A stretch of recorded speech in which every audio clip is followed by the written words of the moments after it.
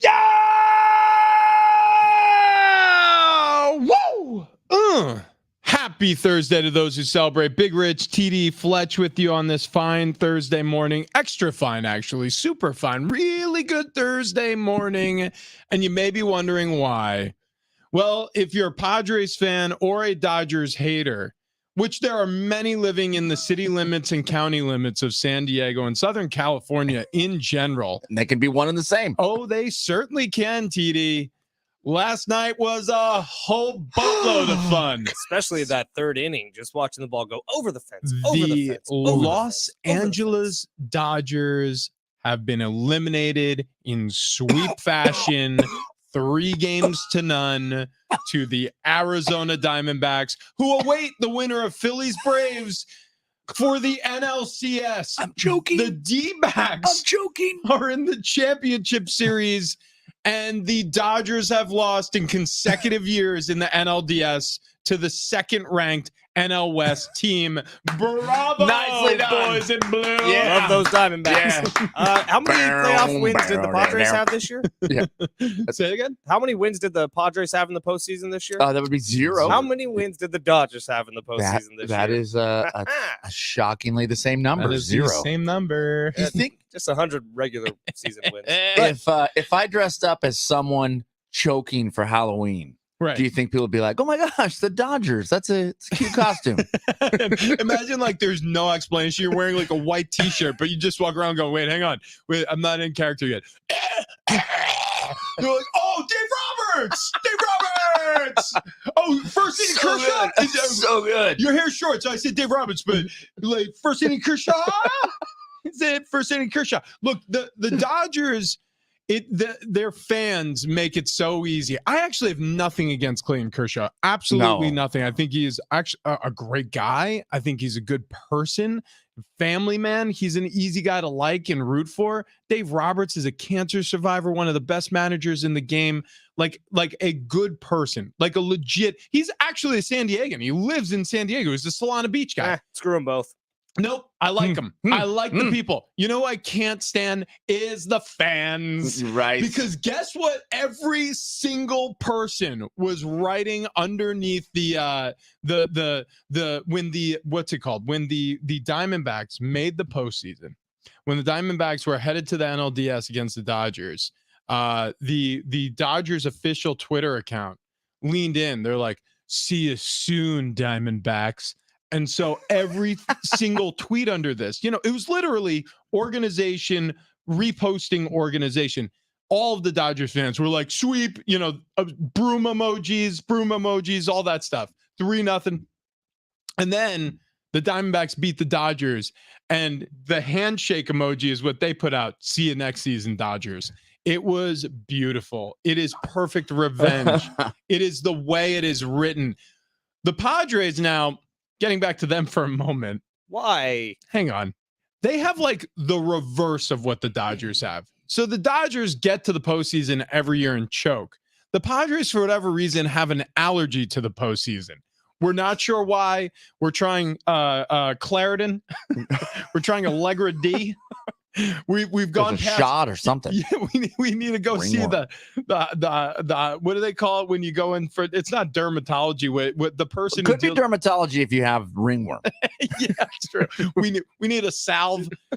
But we got to figure this out. I don't know when they get over that hump, but if they can't, and we can just have this feeling injected into our veins every postseason, that's an even trade. I do love it when the Dodgers lose, and I believe the word like a food panelist, like that you try everything and see what you're allergic to. The Padres need that.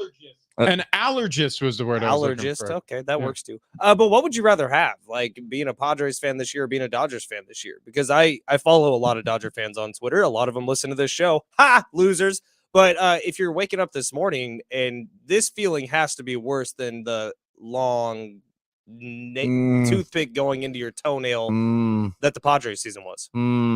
I don't know. I don't know what I'd rather Yeah, I have. don't know. I mean, at least if you were a Dodger fan, you had a good season. You weren't sitting here going, Yeah, but Dodger "What? fans don't We're watch the supposed to regular be season. good." Yeah. Like Dodger fans don't even need to watch the regular season anymore. Okay, it's I mean, it's bittersweet. It's a kind of a, I guess, a consolation prize here as they get knocked out. Now, I guess the question for you guys, Rich, Fletch, do you want the Diamondbacks to win the whole thing? Is that some sort of vindication? No. Okay, Okay, okay, I the way I look at But this, I mean, Ketel Marte, their second baseman. that's right. I mean, one of the best out there. It is. Yeah. It is one of my favorite players. He's a player. Is that Yeah, correct? Yes, I he is think he's a absolutely player. one of my favorite players on the Diamondbacks. Give me one of their pitchers because I love them all. Zach Gallen. He didn't play yesterday. Mm-mm. No, You he know who? started game 1. You know who shoved on the mound though was Brandon. Yep. Fads. PFAADT. I call him BP, and not because it's batting practice, because it's just shorter than his name. It also stands for that, Fletch. It's one of those things where I'll root for them now, but I want them to lose in the NLCS because you don't want anyone in your division win a World Series. Now, look, the Padres are right there. I know it doesn't feel like it, but roster to roster, the Padres have a much better roster than the Diamondbacks this year. Frankly, they probably have a better roster, at very least an equivalent roster to the Dodgers this year. They just fell apart at every turn. They couldn't string together wins until literally the last month of the season when they made it interesting, but not nearly interesting enough. So the Dodgers, look, they're going to do what they do every year. They're going to lick their wounds for a month, and then everybody's going to get back on the bandwagon, and they're going to show up at the Ravine, and they're going to pound their chests as a very good regular season team, and then they'll ultimately end up in the postseason because they always do. But this is now not only a self-fulfilling prophecy, it's something that's going to haunt the Dodgers until they go on a stretch of winning in the postseason, because this organization, for whatever reason, stubs their toe every single time. And Rich, it's worse than a self-fulfilling prophecy. It's a trend. Like, there's mathematical equations now that show that the Dodgers do this year in and year out, whether it's in the NLDS or the NLCS or the World Series even, outside of the one Mickey Mouse championship, which I don't know if you guys saw Darn A-Trip on Twitter last night. He was hilarious. He had the image of the lady on the airplane, Tiffany Gomez. Was that her name? Yeah. Saying this mother effer isn't real. Yeah, and it was pointing us, by the way. Yeah. She never came on the show. We asked, but she was pointing. Said, yeah, she was pointing Unreal. at the 2020 World Series that the Dodgers won, saying this mother effer isn't real. Is your phone alarm going off this whole time? No. Do you guys hear that in the background? Somebody's phone alarm is going God. on. Yeah. It's your head. Is it? No, I swear to God. I hear nothing. Okay, cool. I hear nothing. Be quiet for 1 second. Oh, there is an alarm. I told you. Yeah, there is. It's for sure going off. Do you have your old phone in your bag? I don't think so. Wow. No, I sent it back. Oh, somebody's phone. It might be mine. What? It's a mystery, and we must decode it. Is that why you were listening to your bag? Yeah. Oh, I was like, it's ticking. It's a bomb. I don't know if this has anything to do with anything, but by not our office, there's a huge leak in the roof right now. Is it really? Oh yeah, it looks like it's about to burst. You know, it's one not of those sacks. It's not in not our office. No, is it's okay. outside of it. Yeah. But it's just outside of it over a lot of really important looking equipment. Do you think everything that was in not our office is now underneath that bubble? And I'm curious if that bubble bursts, if we are going to get blamed. No. Why? Because we moved every. Never mind. That was done a year ago. So, actually, that is correct. So if anybody has any problems with where the stuff was, we are past the statute of limitations. Oh yeah. Right. Rich, you want to jump on the stream?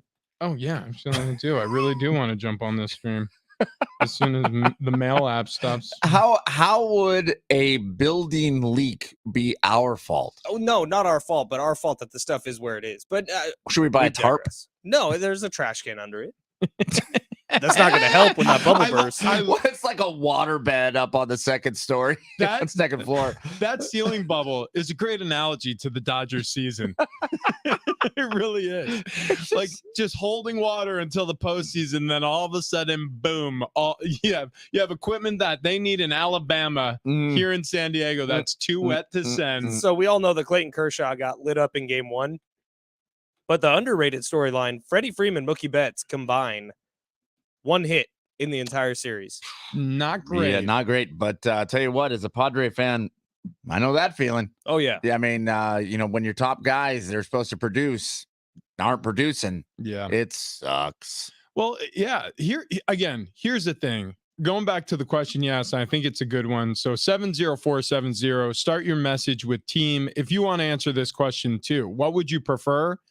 A great regular season and an opportunity to go to the postseason to be swept by a team you shouldn't be swept by? Or what happened to the Padres this regular season where you don't really have a fighting chance to make a playoff berth? Now, I've said this before as a player, I'd rather be on the receiving end of a blowout than a close loss because close losses are harder to digest. You have more of those moments where you go back and you replay those moments in your mind and you say like, any one of these moments could have won us the game. So that's harder as a player. But as a fan, I want a shot. Like as a fan, I want my team to be in the dance. Now, I understand for Dodgers fans, it has to be ultimately horrifying how many times they've appeared in the postseason and how few World Series that they've netted from those postseason appearances. However, even still, I would, if I could, exchange the past history 1 for 1 with the Dodgers. I'd do it in a heartbeat, even with all the heartbreak that they've experienced.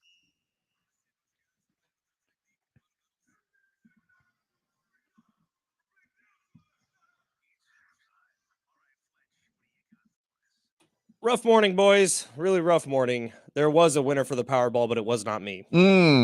Just setting $20 on fire. That's what I did yesterday. You scanned your ticket then? Scanned my ticket. And it was not a winner. Yeah, not even $2 back. Little blue box popped up and said, sorry, this ticket is not a winner. I'm pissed. Well, I really thought this was my time. One guy won $1.75 billion. Yeah.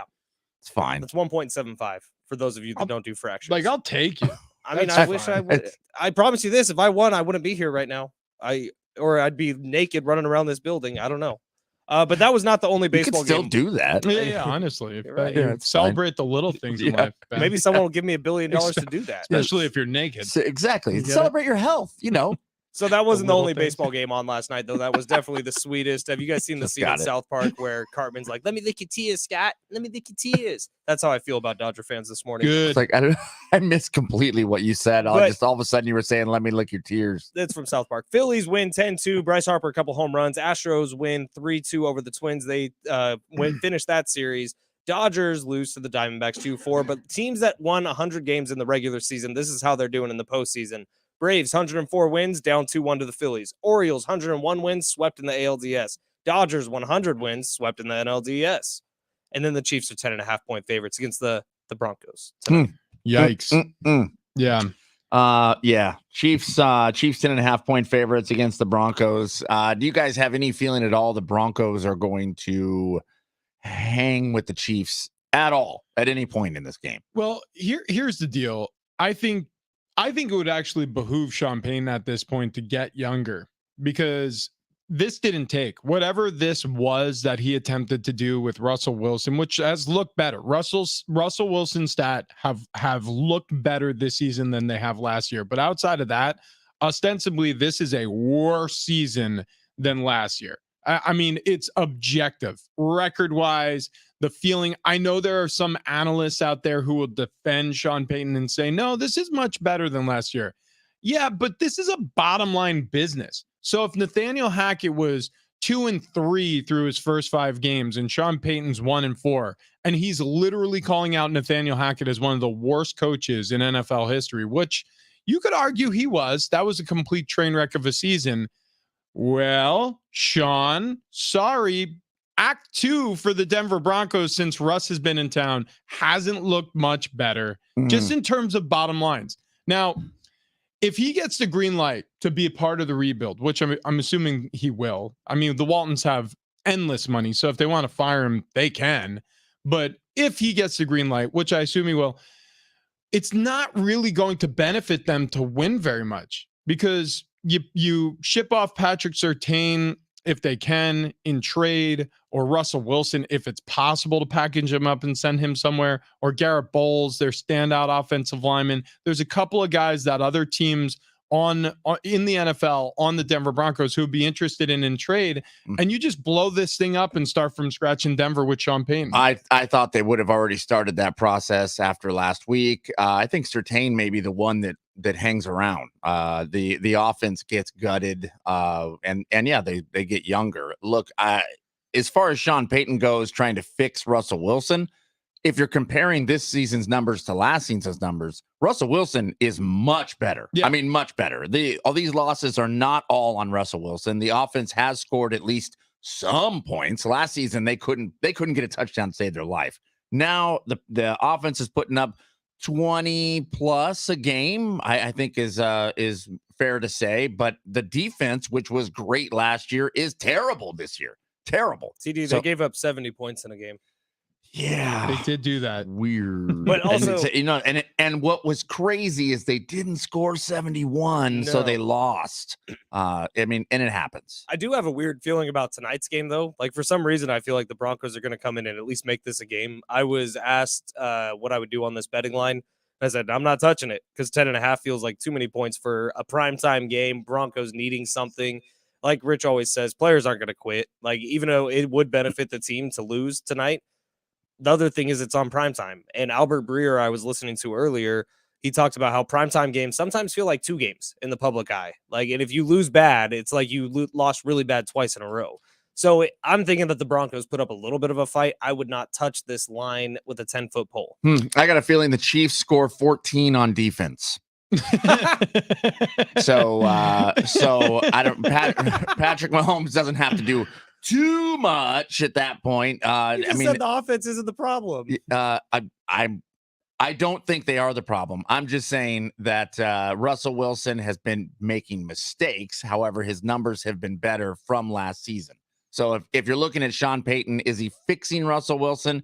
I don't know if he's completely fixable. But I do think he is much better than last season. Much better. But I do see a pick six or a fumble recovery. Russell Wilson, I think the biggest problem is he looks uncomfortable. And when you look uncomfortable, it's not great to like change the script after 1 year in a new city. Like, I think the move from Seattle to Denver, I'm not saying it was traumatic. He's a grown man. He can handle a move, but it never looked comfortable last season. Now, Nathaniel Hackett, to his credit, pretty good offensive coordinator, had a lot of success with Aaron Rodgers in Green Bay. And it looks better with Zach Wilson than it did a year ago in New York. So there's positivity there. There's a lot of positive things you could say about him as an offensive coordinator. And frankly, you could do the same thing with other poor head coaches who are better offensive coordinators. Josh McDaniels comes to mind in the same division as the Denver Broncos. Like, much better offensive coordinator than his head coaching record would show. And actually, it's continued. The Raiders, their problems aren't on offense for the most part since he's been there. But getting back to the Broncos, like, specifically with Russell Wilson, he just looks so uncomfortable. So imagine this. Imagine it's a complete overhaul of this offense. Like, you ship off, I don't know, Judy or Cortland Sutton, one of those two. You move on from, Garrett Bowles, and you tear down the offense, as you said. Well, now you're restarting with some more pieces coming into that Denver offense. I don't think anything's going to change necessarily offensively for Russ, but he is going to have to get used to a brand new cast of characters. And I don't think he's good with change. I mean, if anything has been proven to me, it's Russ just hasn't handled that transition all that well. And there's going to be more ahead. And Rich, you're right, because think about his top targets over the years. For like 10 years, it was Doug Baldwin. And overlapping in those 10 years, it was Tyler Lockett. Yep. And he loved those two guys. Mm-hmm. With as much change that's happened, he has not built any sort of connection with Jerry Jeudy or Cortland Sutton, both of whom, like, I think are pretty damn good receivers. Now, there's a lot of issues in Denver with maybe receivers giving up a little bit, and that's a Jerry Jeudy thing more than Cortland Sutton. But it's bizarre to me that this hasn't worked, because it seemed like such a slam dunk. If you rewind the clock to that offseason when the Broncos got Russ, I was pretty hyped on them. I think I even put out there that at some point this could be a Super Bowl team with Russ. It's just never come close to anything resembling that. No, the start of last season, I said that every team in the AFC West was going to be above 500. They're going to finish above 500, and I mean, it hasn't even been close. And now here we are again this season. It's fallen apart. Watching Denver, just struggle.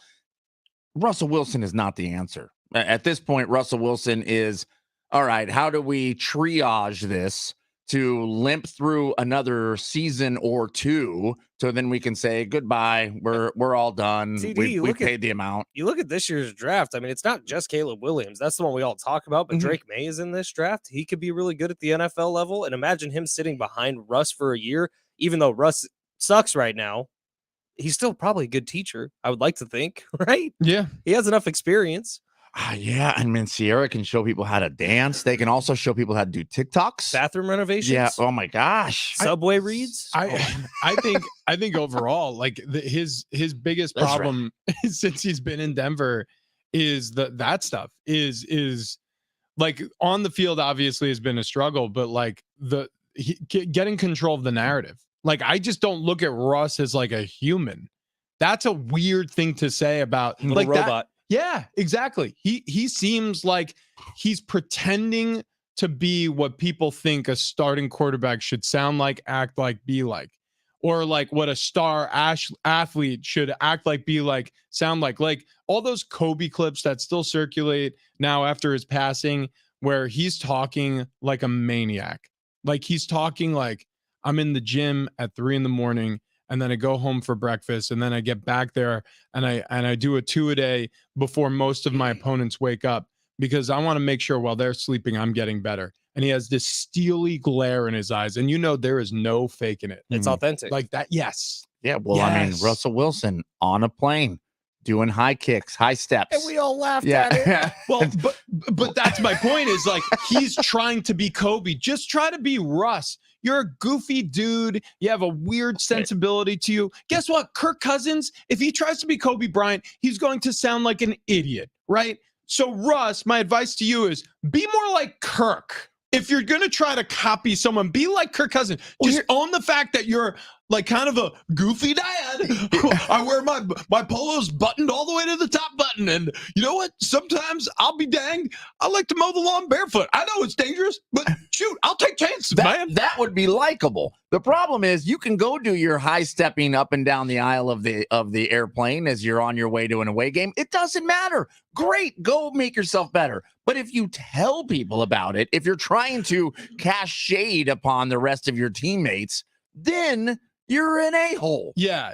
Especially if nobody asks you. Right. That's what I'm saying. Yeah. Like, but even if they did, you can be like, oh yeah, I mean, something I do. I hope I wasn't disturbing anybody while they were sleeping. Right. I mean, and then leave it. Like, just be humble. Yes. Offering that information, trying to tell everybody how good you are, that's never going to land right. So there's a lot to work on in Denver. There's a lot to work on with Russ.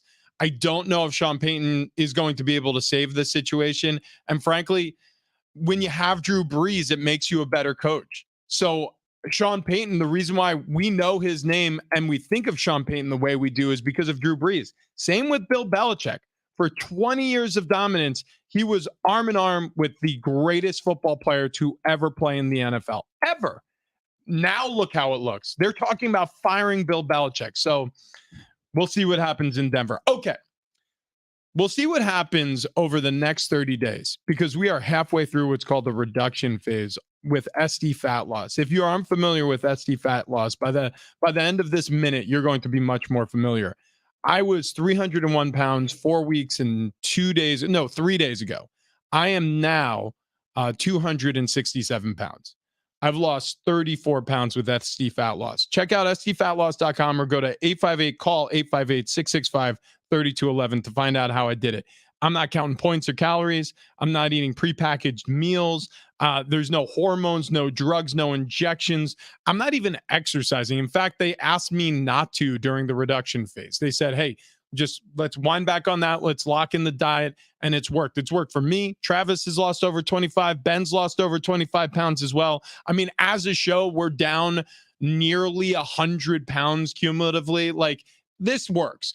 So if you've tried other ways to lose weight and you're struggling, if you're the type of person who's, the late night snacker and you just can't seem to get over the hump, if you're just looking at yourself in the mirror and wishing it looked different, you got to call 858-665-3211 or go to sdfatloss.com. I was tired of it. I couldn't fit into clothes that I wanted to fit in. I was obviously, lacking energy. I feel better. I look better. You can too. Just get in touch with our friends Wayne and Chloe over at SD Fat Loss. Okay, on the other side, really excited to have this guest back, Lauren Carpenter, fantasy expert, stepmom Lauren on X. She joins us next.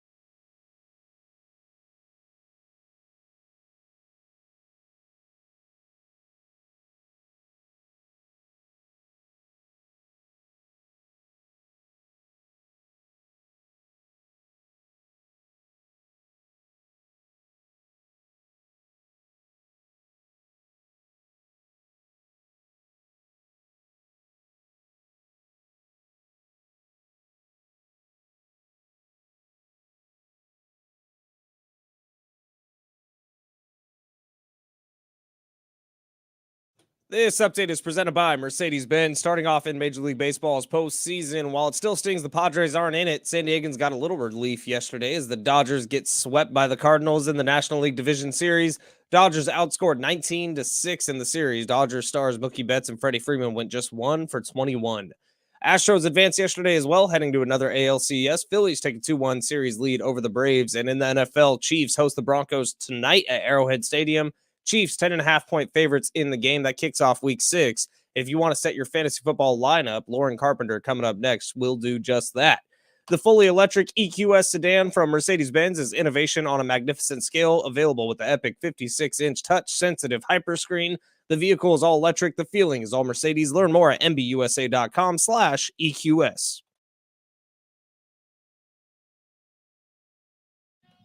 Big Rich, TD, and Fletch at San Diego Sports 760. And reminder to listen to John and Jim today, beginning at 3 p.m. as they broadcast live from Mountain West Basketball Media Day in Las Vegas. Hear from Brian Dutcher and Final Four hero Lamont Butler as we count you down to the Aztecs opening tip-off this November. Our coverage of Mountain West Media Day is presented by Windmill Farms, the college area's natural grocer. Big day today, by the way, as well, because we have a 4-pack of tickets to SeaWorld Howl-O-Scream. We have a pair of tickets to see the Foo Fighters. And we have a pair of tickets to see ZZ Top at Humphreys. So special guest Ash Easton. It's happening Wednesday, October 18th. Is that next week already? Man, HumphreysConcerts.com. Yeah. Fast. Next Wednesday, ZZ Top. Well, I love jamming out to a little ZZ Top. We'll do that again in this show. But we have to step aside from all that for a moment to welcome in our fantasy expert, Lauren Carpenter, on the show again. You can find her on X at Stepmom Lauren, which, by the way, we were discussing this before the show, Lauren. When you search for you on Twitter or the artist formerly known as Twitter, X.com, when you write in Stepmom in the search bar, a lot of things come up before we got to your handle. Wow. Yeah. Things that I didn't plan that one out. That's not me. That's not me. There's another one. It's fine. We've been having a great time scrolling. She's on like, if you Google search it, she should still be like on page 2 or 3, but it was a struggle getting myself ahead of that. But I didn't come up with this handle to be a fantasy football analyst. I just had it because I don't have any biological children. I have bonus children, my stepkids. So I just Stepmom Lauren, and I was unaware that there was another one. Not me though. And actually a whole other category. It's something completely different. Still fantasy. I was about to say, when you type that word into it doesn't help. I lean into it on my website. So on my website, my tagline is the fantasy stepmom. So I leaned into it a little bit. So people ask me, they're like, so how many of your thousands of followers are actually like confused 15-year-old boys? I'm like, don't care. My numbers look good. So 1,000,000%. Stepmomlauren.com is the website she's talking about. Also, she does great work for FTN Fantasy. You can follow them on X as well. Okay, so Lauren, busy week for a lot of people who picked up Devon Achane or Achan. Nobody seems to know how to pronounce his name, but everybody knows what he's done on the field so far. He's banged up. So that's a concern for me specifically, but running backs in general, if you have an injury, and there've been some around the league, where do you go this week on the waiver wire to make your roster right?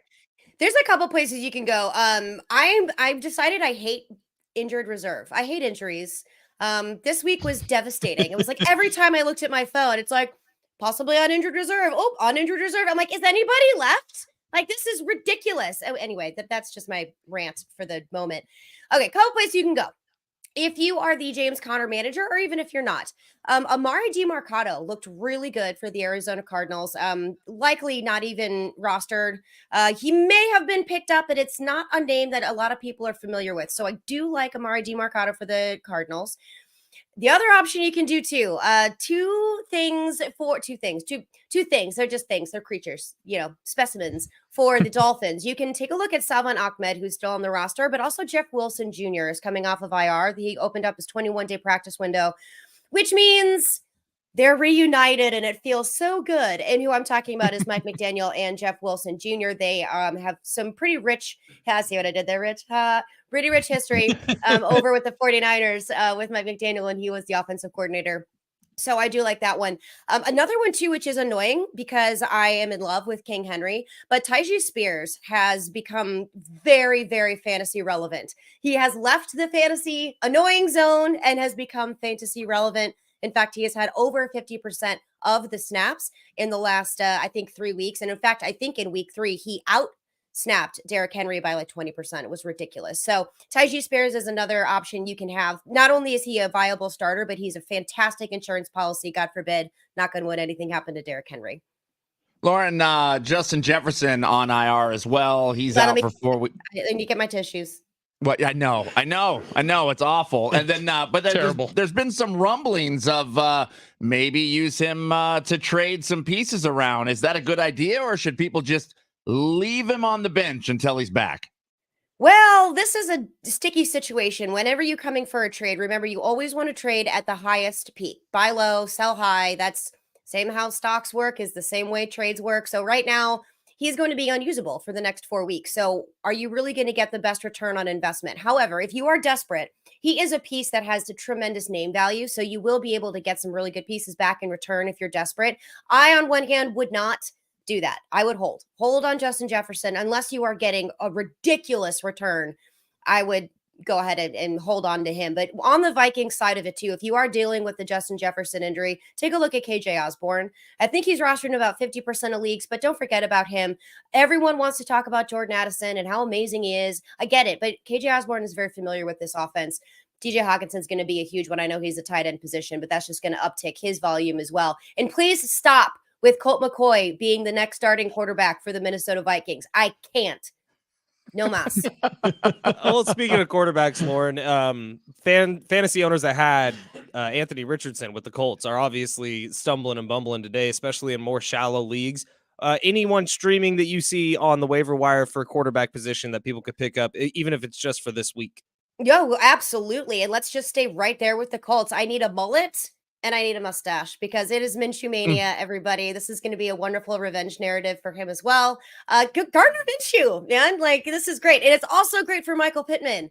Love this, as well as Josh Downs, another wide receiver name that could be floating around on the waiver wire for you if you are pretty desperate. Even as a flex play, don't forget. Also, PSA, that's public service announcement for anyone.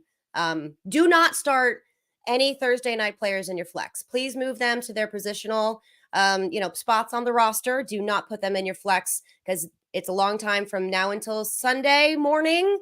Anything can happen. Someone can trip up the stairs or fall off a plane and hurt themselves. And then you are limited in who you can now swap out if you have a Thursday starter in your flex spot. Yeah. Or a jet ski, Naheem Hines. Yeah, no, that is genius because it gives you the 3 position flexibility, tight end, receiver, running back. That's really good advice. I never thought of that before. There's a lot of strategy here. All right, last one from us. Van Jefferson, he becomes an Atlanta Falcon. Is this going to harm you if you're a Drake London? No, okay. You think this is fine? Don't worry about it. Move on. Next question. Okay. All right. I mean, is there a sleeper pick out there? Is there somebody who you're like, you know what, this guy's on nobody's roster? Somebody should pick him up and start him. Sure. I'm actually going to go to the tight end position, and I had this guy queued up because I was concerned about Travis Kelce, although all the reports are saying he's trending up. I don't know why. The Chiefs, as you were saying before, Travis, they can probably score 14 points on defense. They don't even need 11 people on the field to beat the Broncos tonight. So why Travis Kelce is going to play is beyond me. Let the man have a break. I mean, I get it. T Swift is probably going to be there. So he's like, got to go show off for my potential sort of girlfriend. I get it. It's confirmed, Lauren. It's confirmed. She will be there. Yeah. Okay, fantastic. Well, then I guess he has to go out there and play. I don't even care. But let's go to the tight end position, which is an absolute dumpster fire anyway.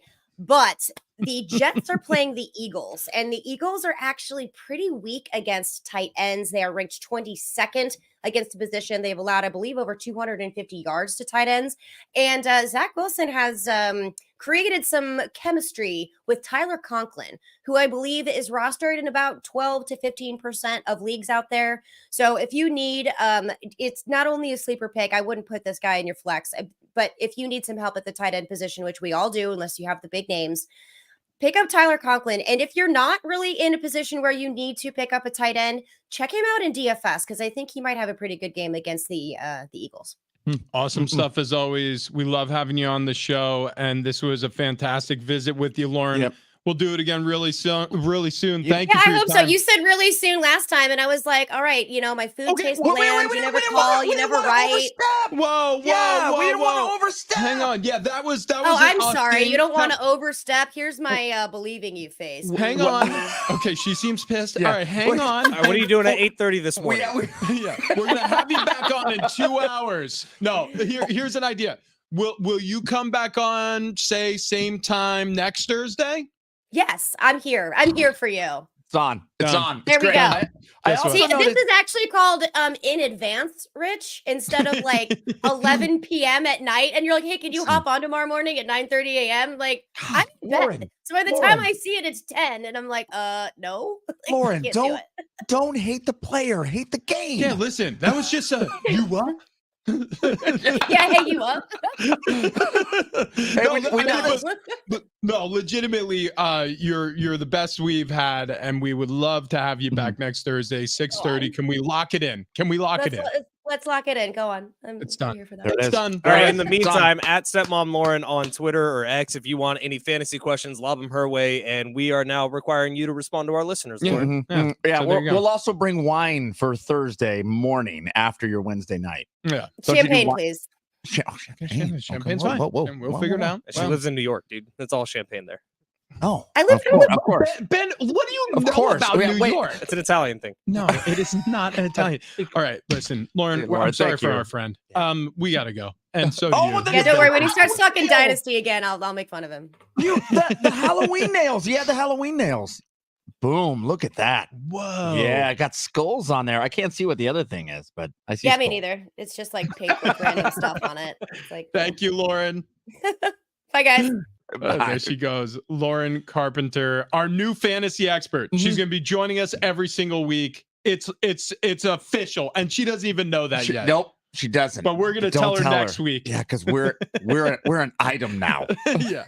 This is how it's gonna go moving forward. Okay, we got to get to this Buffalo storyline. So the Bills off season, a lot of issue with Stephon Diggs. Sean McDermott says it's a problem. Then he says no problem. Josh Allen comes out and says everything's fine. Well, is it? We'll discuss coming up next.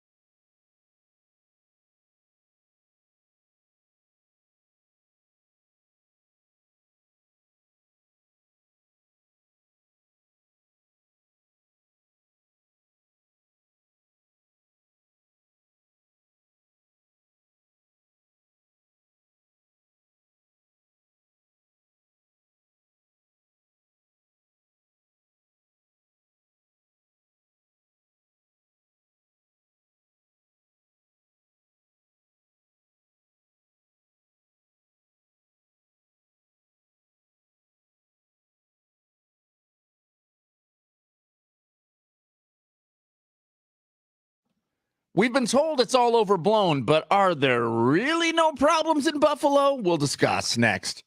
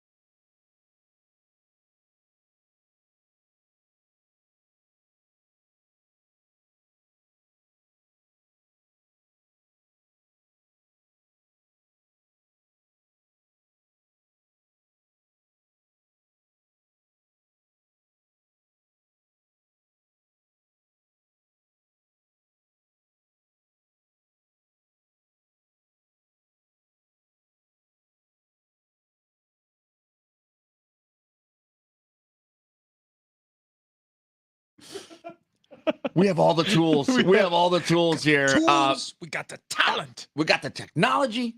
Yeah, man. Big Rashid and Fletch, San Diego Sports 760. You're hearing ZZ Top because we got a pair of tickets to ZZ Top at Humphreys. So special guest Ash Easton. It's happening next Wednesday, October 18th. You can go to humphreysconcerts.com.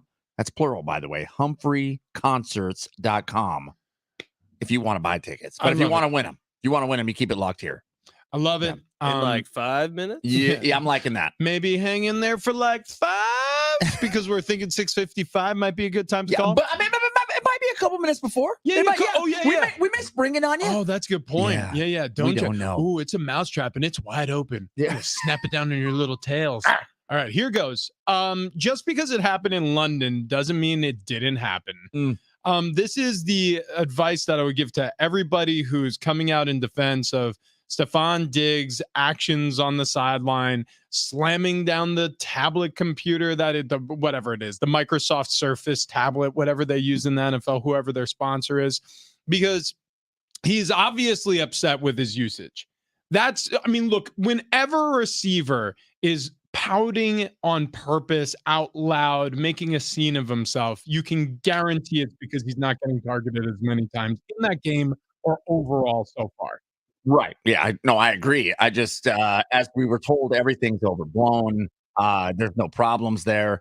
I mean, he's throwing fits on the sideline. Yeah. I mean, I get it. You're frustrated. But at the same time, don't you also have the thought of, I got to make sure I keep it cool because there's been bad looks before and I don't want that narrative to come out. So if there is no narrative. So, TD, the first year that Stephon Diggs and Josh Allen were together, Brian Daboll was the offensive coordinator. That was Josh Allen's best year. That was Stephon Diggs' best year of his entire career. And he had some awesome years in Minnesota.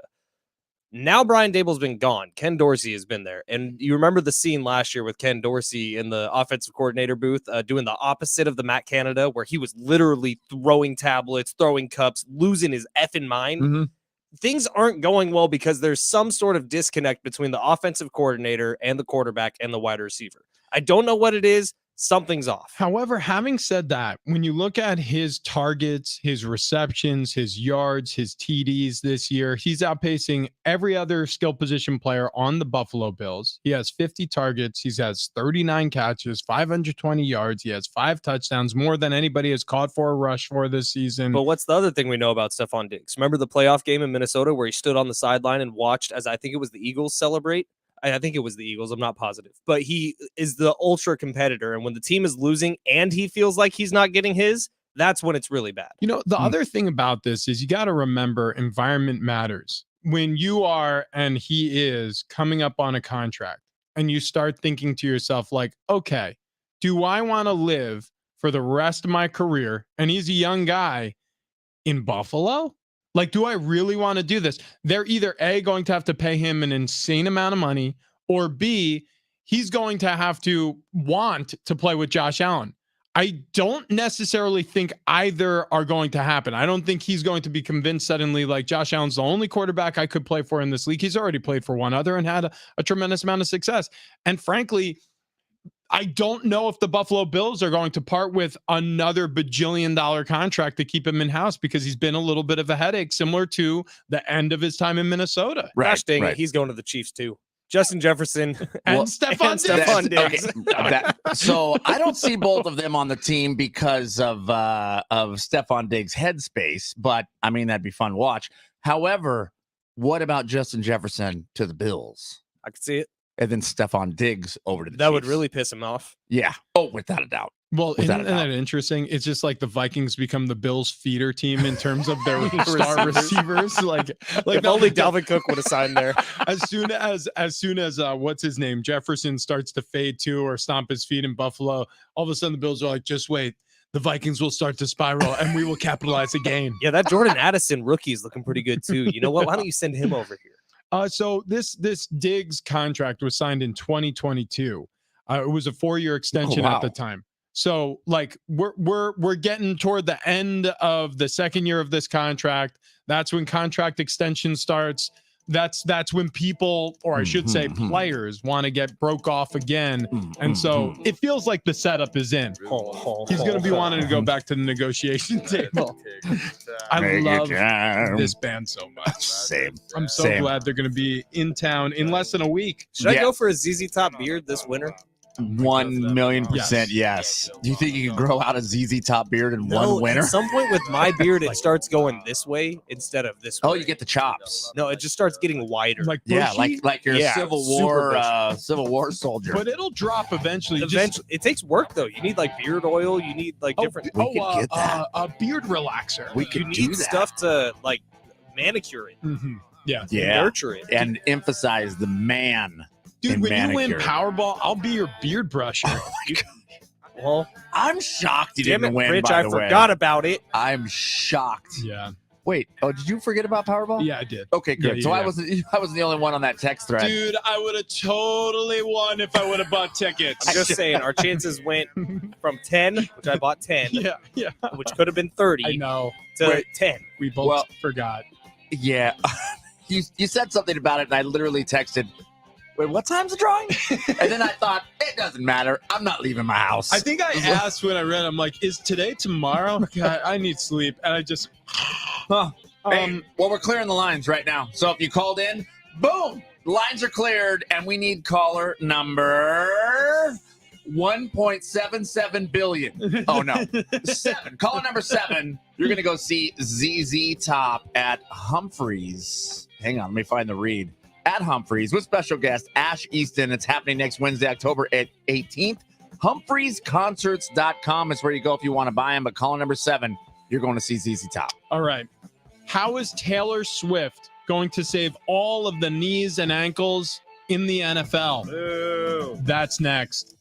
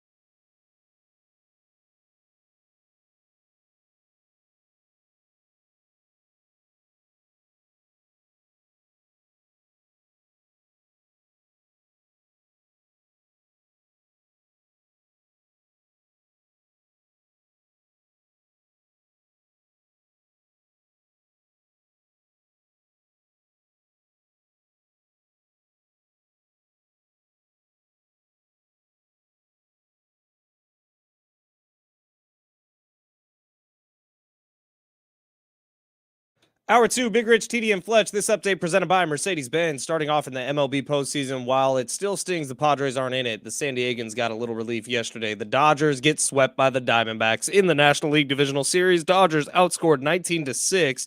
Dodgers stars Mookie Betts. Freddie Freeman went just 1 for 22, 1 for 21 in the series. Astros advanced yesterday as well, heading to another ALCS, and the Phillies took a 2-1 series lead over the Braves. Bryce Harper, had a pair of home runs. In the NFL, Chiefs host the Broncos tonight at Arrowhead Stadium. Chiefs 10.5-point favorites to kick off Week 6. The fully electric EQS sedan from Mercedes-Benz is innovation on a magnificent scale. Available with the epic 56-inch touch-sensitive Hyperscreen. The vehicle is all electric. The feeling is all Mercedes. The choice is all yours. You can learn more at mbusa.com/EQS.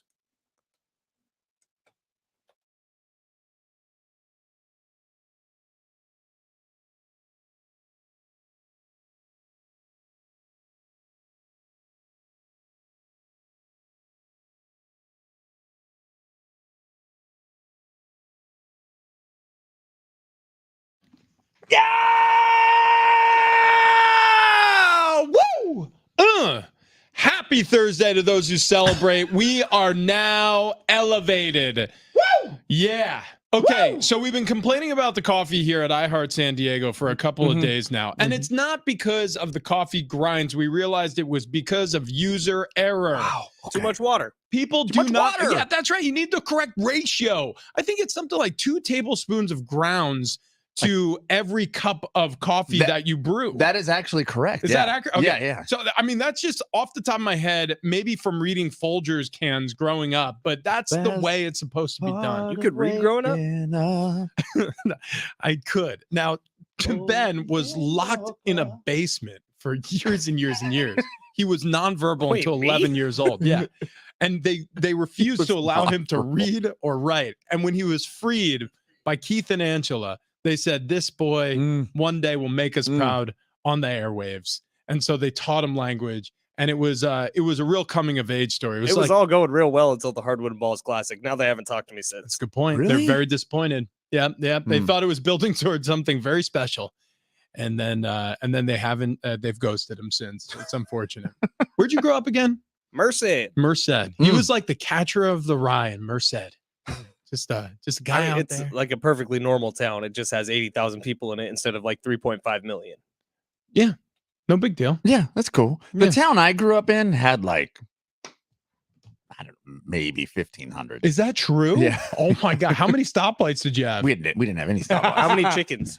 Oh, Yeah. so many chickens. So many Yeah, chickens. there was actually a chicken farm that was just down the street from my house. And when I was Is that code for brothel? okay, so you've been there. Yeah. So you know the town. Well, in Reno, they have the chicken ranch. That is No. where Lamar owned it. No. It was an egg ranch, and The it bunny stunk. ranch. It stunk. Bunny Every ranch. the chicken ranch is Not that I've Different. ever been. Yeah. Anyways, walked down there one time. There was cows everywhere. My friend and I thought it'd be fun to chase the cows. Oh, sweet God. There were cows all over town for like 2 weeks. You grew up so differently than I did. There wasn't a cow in sight. I grew up in Long Island, New York. Like the things that we did is like, hey, do you guys want to ride our bikes to the park and smoke cigs? Like that's the sort of stuff we were doing in like 7th grade. I joke because there were times like I'd walk to my friend's house and I had a 22 with a strap and I had it on my back, and I was thinking, would I let my kids walk down the street with a rifle on their back? Hang on a There's second. no way in hell. Second. See you later, Mom. See you later, Dad. Heading out for the day. Did you bring your gun, Travis? It was kind of that way, except it was like summertime and they were at work. Okay, And then so I'd yeah. be like, you know what I should do is probably take this gun to my friend's house. I'll tell you, there were. It's a miracle you're here. Yeah, there's no question. Yeah, There is no it's question. fine. TD should not have made it, but he did. He defied all odds. You know, I also think about like raising my children and the things that I got away with. Like you said, mom and dad are working, so you're left to your own devices. That was me my entire childhood. Like I would go out and ride bikes and try to do like stunts on my bike. and have horrific falls. Absolutely. Like, I mean, you know how like sometimes you land on your chest as a kid and your heels hit the back of your head, like The scorpion. Yeah, exactly. I can't tell you how many times attempting like a bike stunt, I ended up in that position, face scraped up, and thinking like, I need a hospital, and then just figuring life out from there. Like we've really digressed from the coffee. Right. The coffee's a lot better. And I wanted to focus on the coffee for a second because we're fired up. This is good coffee. Yeah. Mine's not good coffee, though. We have a gentleman who works in this building who is the coolest human being who's ever worked. Yeah, he is. Who's ever Mike lived. Usher. No, not him. That's I number don't even- 2. I don't even know if we can say this gentleman's name because I want to be able to repeat his isms. He only speaks in isms. Like, you ever meet somebody who every time they speak, you're like, that's a quote. Like, that needs to be on a t-shirt or a sign somewhere. Right. Okay, so my gosh. What if we can get him just to say some things and we can use them on TikTok? Done. They would become viral. Why do I still not know who you're talking about? Okay, hang on. Does he have an office right there? You will know in a second. No. Listen to this. So, Travis, you walk into the coffee room, into the break room, and just go ahead and take us through this conversation. Okay. So he's getting his coffee cup ready. He's poured a sugar packet in, and I said, hey, make sure you get the cafe blend because it's double strength. And he's like, oh, man, it'll burn your balls, huh? And I was like, I know who it is. I was like, it will. Just think about that. You're talking about strong coffee. Man, that'll burn your balls. I mean, what?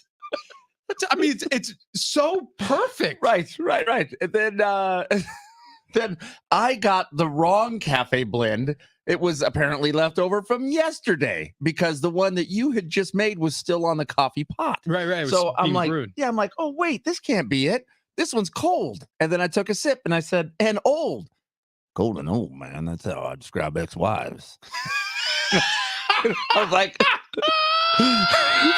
and then he goes on to say, I just got to look at ex-wives like sports cars, Right now, I'm driving a European rocket. And then he just left. By the way, yes, he is. Right. We've seen, and we are likey. It's okay. So anyways, we work with the coolest human being. And whenever he says cool things to us, which I pass by him in the hallway all the time, and I try to get it out of him. Like the other day, I was just like, I kid you not, this is the whole exchange. We're walking down one of these long ass hallways over here. And I'm walking up to him. Like, we're going to just call him cool guy at iHeart. And I'm walking up to him and I'm like, hey, what's up, cool guy? And he goes, man, just burning and churning, chief. It's like burning and churning, chief. I just walked away like, I'm going to use that for the rest of my life. So I was walking into the bathroom as he was walking out, and I'm like, what's up, cool guy? Hanging and banging, man. And then he just leaves. I don't even know what to say. Love it so much. I don't know how to respond. It's too cool. It's the best. He needs his own talk show. He He shouldn't be stuffed away.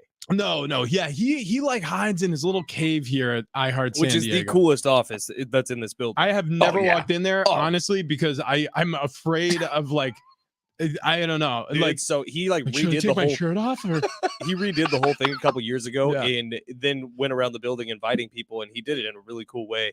It was like, if you want to, I mean, you don't have to. Come on by.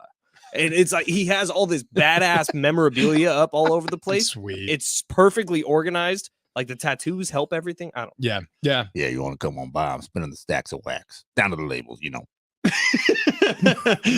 This one's a deep cut. Yeah. All right, let's hit halftime, and on the other side, we promise sports.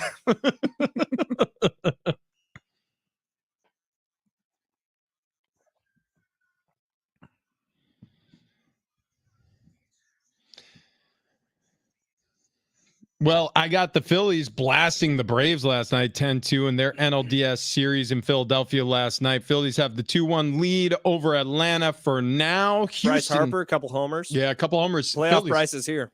Phillies 6 homers on the night.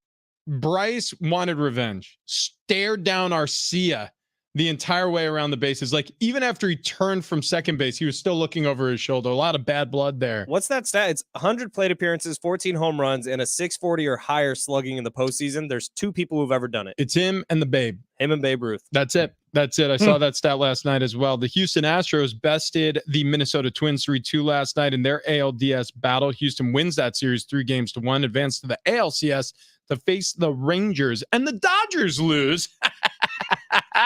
Wait, what was that? In sweet fashion, 3-0 to the Arizona Diamondbacks. Say it again, but in cool guy voice. Man, Dodgers out there can't find a win.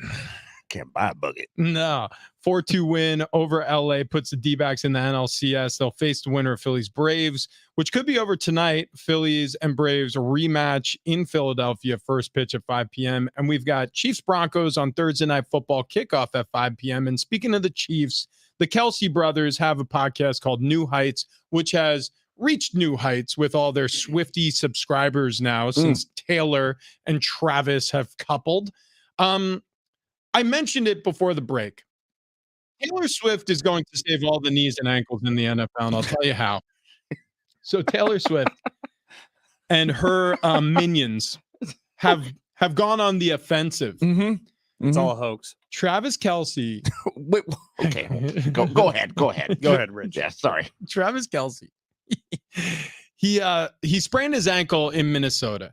Now, this would be a relatively low-key storyline unless Travis wanted to come out and blast Minnesota for their field maintenance or whatever. He didn't. But the Swifties did. The millions upon millions of new Travis Kelsey fans, because he's coupled with their queen, have come out and attacked the Minnesota Vikings because they play on field turf. They don't play on grass there in the dome.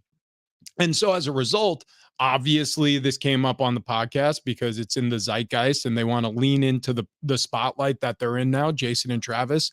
And here was the conversation they had about the injury and about the field. Here's New Heights.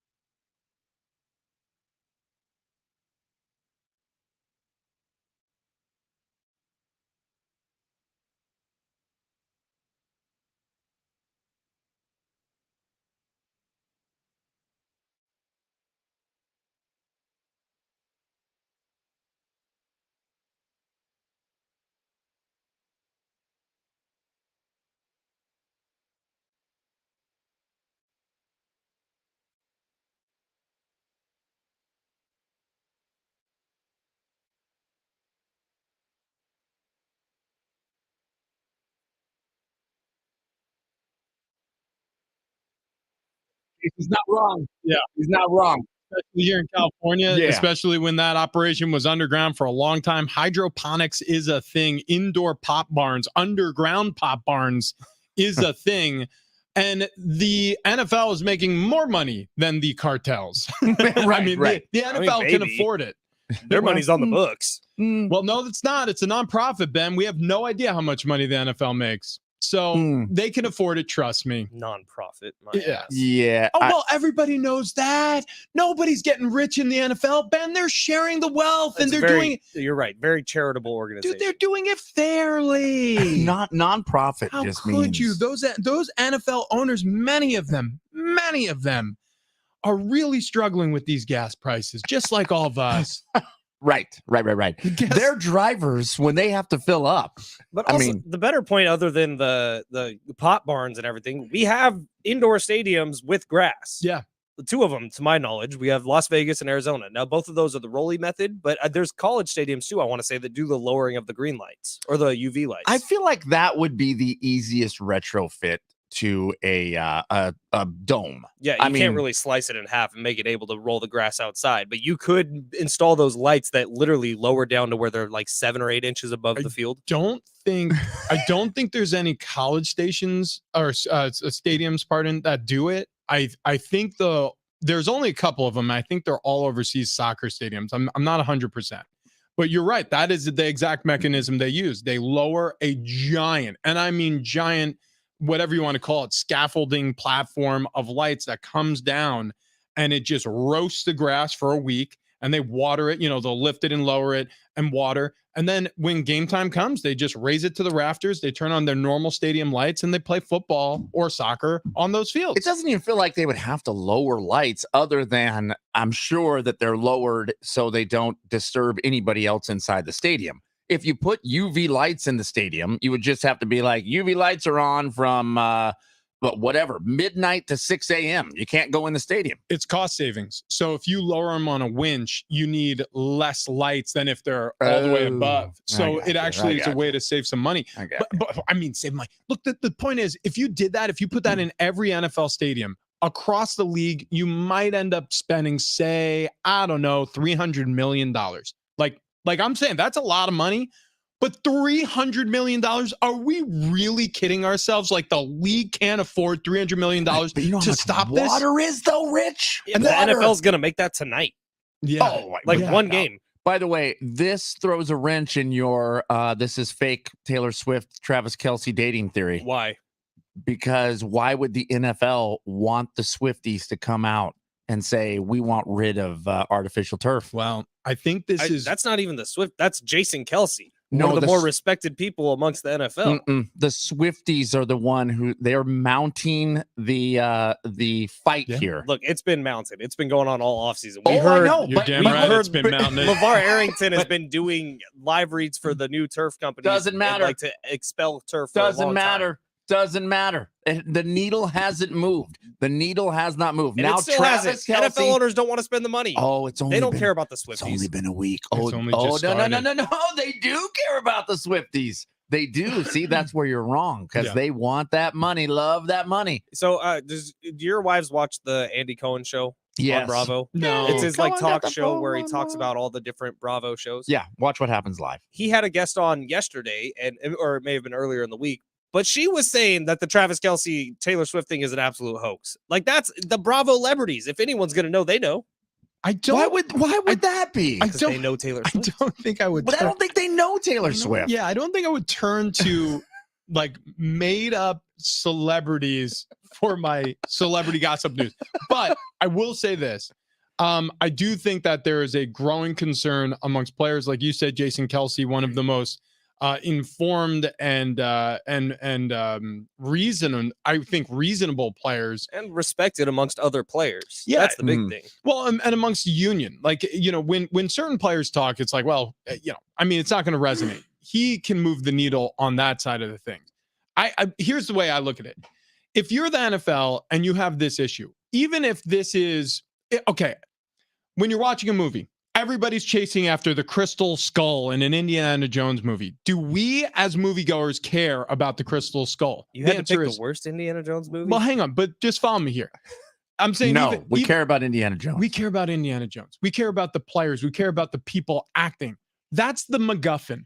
The truth is, nobody really gives a flying you-know-what about the fields. I'm talking about you. I'm talking about average Joe sports guy, Travis, TD. When you sit down and you watch games, nobody's thinking about the field.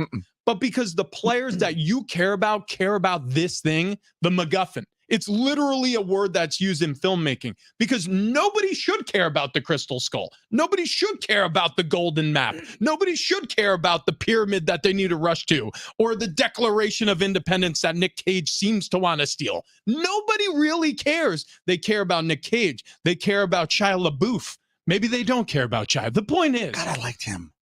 We do care about these players. Fell apart. So you have to do something about it eventually if you're the NFL, because all of the players care about it. And if you get enough support this season and the offseason, if one more huge celebrity in the NFL goes down, you're going to have a huge problem on your hands. And this is a great point you're making, a great analogy. I would even take it a step further, that it's not even about the crystal skull. I mean, this is the set, because the field is not a character in this. No. The field is just where the pieces are standing. But it's become a character in the last few years because of what's happened at MetLife mainly. and what's happened across some of these other places like Minnesota. So And- it's and if become part of the story. And if it were anywhere else, if it was a racetrack and there was a pothole out at the Talladega Speedway, if they didn't fix that pothole, there would be no race. So it's just interesting in the NFL that you have so many people saying, "Yeah, man, these fields cause injury," and they go, "Yeah, okay." So anyway, it's game time, 5:15. Now, Rich, Jason threw out a lot of technical terms that I didn't really understand. Slit film, monofilm, like what's the difference? So slit film, monofilm. Monofilm is just basically, think about like a spike of grass. It's Mhm. just one filament of grass that's, reaching for the sunlight that it needs to live. Well, artificial turf, they have monofilm filament, which is where you just have one spike coming up from, and they can be 12 inches. You only see the top 3 inches of the grass or 2 inches, because they backfill it with sand and rubber pellets that he was talking about also. And I'll get to that in a second, because that brings up a whole host of issues in itself. But so monofilms like that. Split or slit film is when they actually make a loop. So to save money, they take a longer filament and they loop it. So if the tops are attached and there's a loop in the grass. And so there's a lot of players who complain that they feel the difference when they play on one versus the other. They also have combo, where not everything is monofilament. Some are looped like that slip film. Either way, the point is, if you have grass and say there's even the same number of injuries, you're going to have less complaining. And so it's almost like, yeah, I know you don't want to spend the money, but then it's no longer an issue and you never have to worry about it being an issue again. Yeah, no doubt, no doubt. Well, look, man, past month or so, we've all been talking about it here. We've been doing this diet, and that's been working for us. And look, I've tried a lot of diets, and I've lost some weight. But guess what? As soon as I stopped the diet, I gained all that weight back, and then maybe added a couple more pounds. But it happens. It happens. This is why I love, and I think we love, SDFatLoss.com. Not only have I lost over 25 pounds now in a month, and the scale's still dropping, by the way, but they're showing me how to eat. They're showing me what I need to do to make sure I keep the weight off. I mean, I'm telling you, call them up, go see them, let the staff and coaches over at SDFatLoss.com show you how to lose that stubborn weight that you haven't been able to lose on your own. And what's great is to hold you accountable along the way, just like they've been holding us accountable. It's a total game changer for me. Shockingly, I mean, I needed the help here, so sorry about it. But there's no exercise required. There's no counting points. There's no counting calories. There's no drugs, no injections. Just go do yourself a favor, because you'll feel better. You'll sleep better. The aches and pains will lighten up as you lighten up. I can tell you, because that's what happened to me. And taking care of yourself is actually taking care of your family. It's a good thing. Go to SDFatLoss.com. Schedule your free consultation today. We'll do this thing together. SDFatLoss.com. One more time. SDFatLoss.com. Awesome. All right. We have great tickets coming up on the other side. We must ask you a question. So call right now, 844-570-1360. That's 844-570-1360. We still have SeaWorld, a family 4-pack of tickets left for Hallow Scream. We still have Foo Fighter tickets available, a pair to see the Foos at Petco Park this summer. One of those 2 great giveaways is going to be given away coming up next.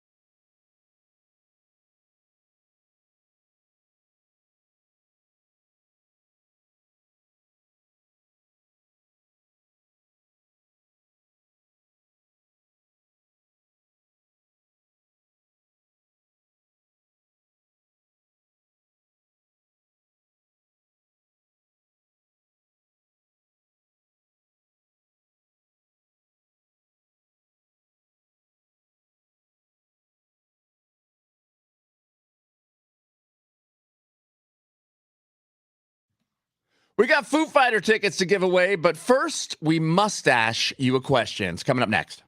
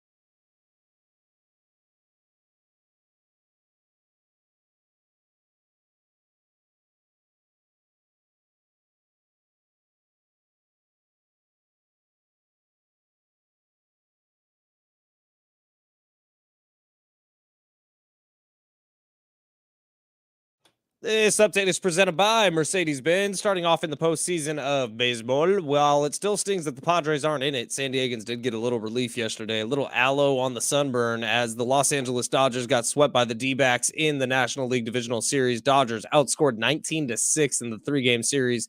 Dodgers stars Mookie Betts and Freddie Freeman both went just 1 for 21 in the series combined.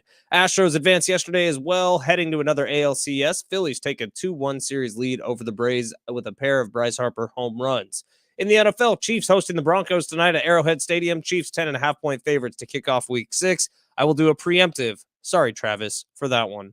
The brilliant EQE SUV from Mercedes-Benz with available digital light technology. It's so smart, even the headlamps are thinking. The vehicle is all electric. The feeling is all Mercedes. Learn more at mbusa.com/EQE SUV.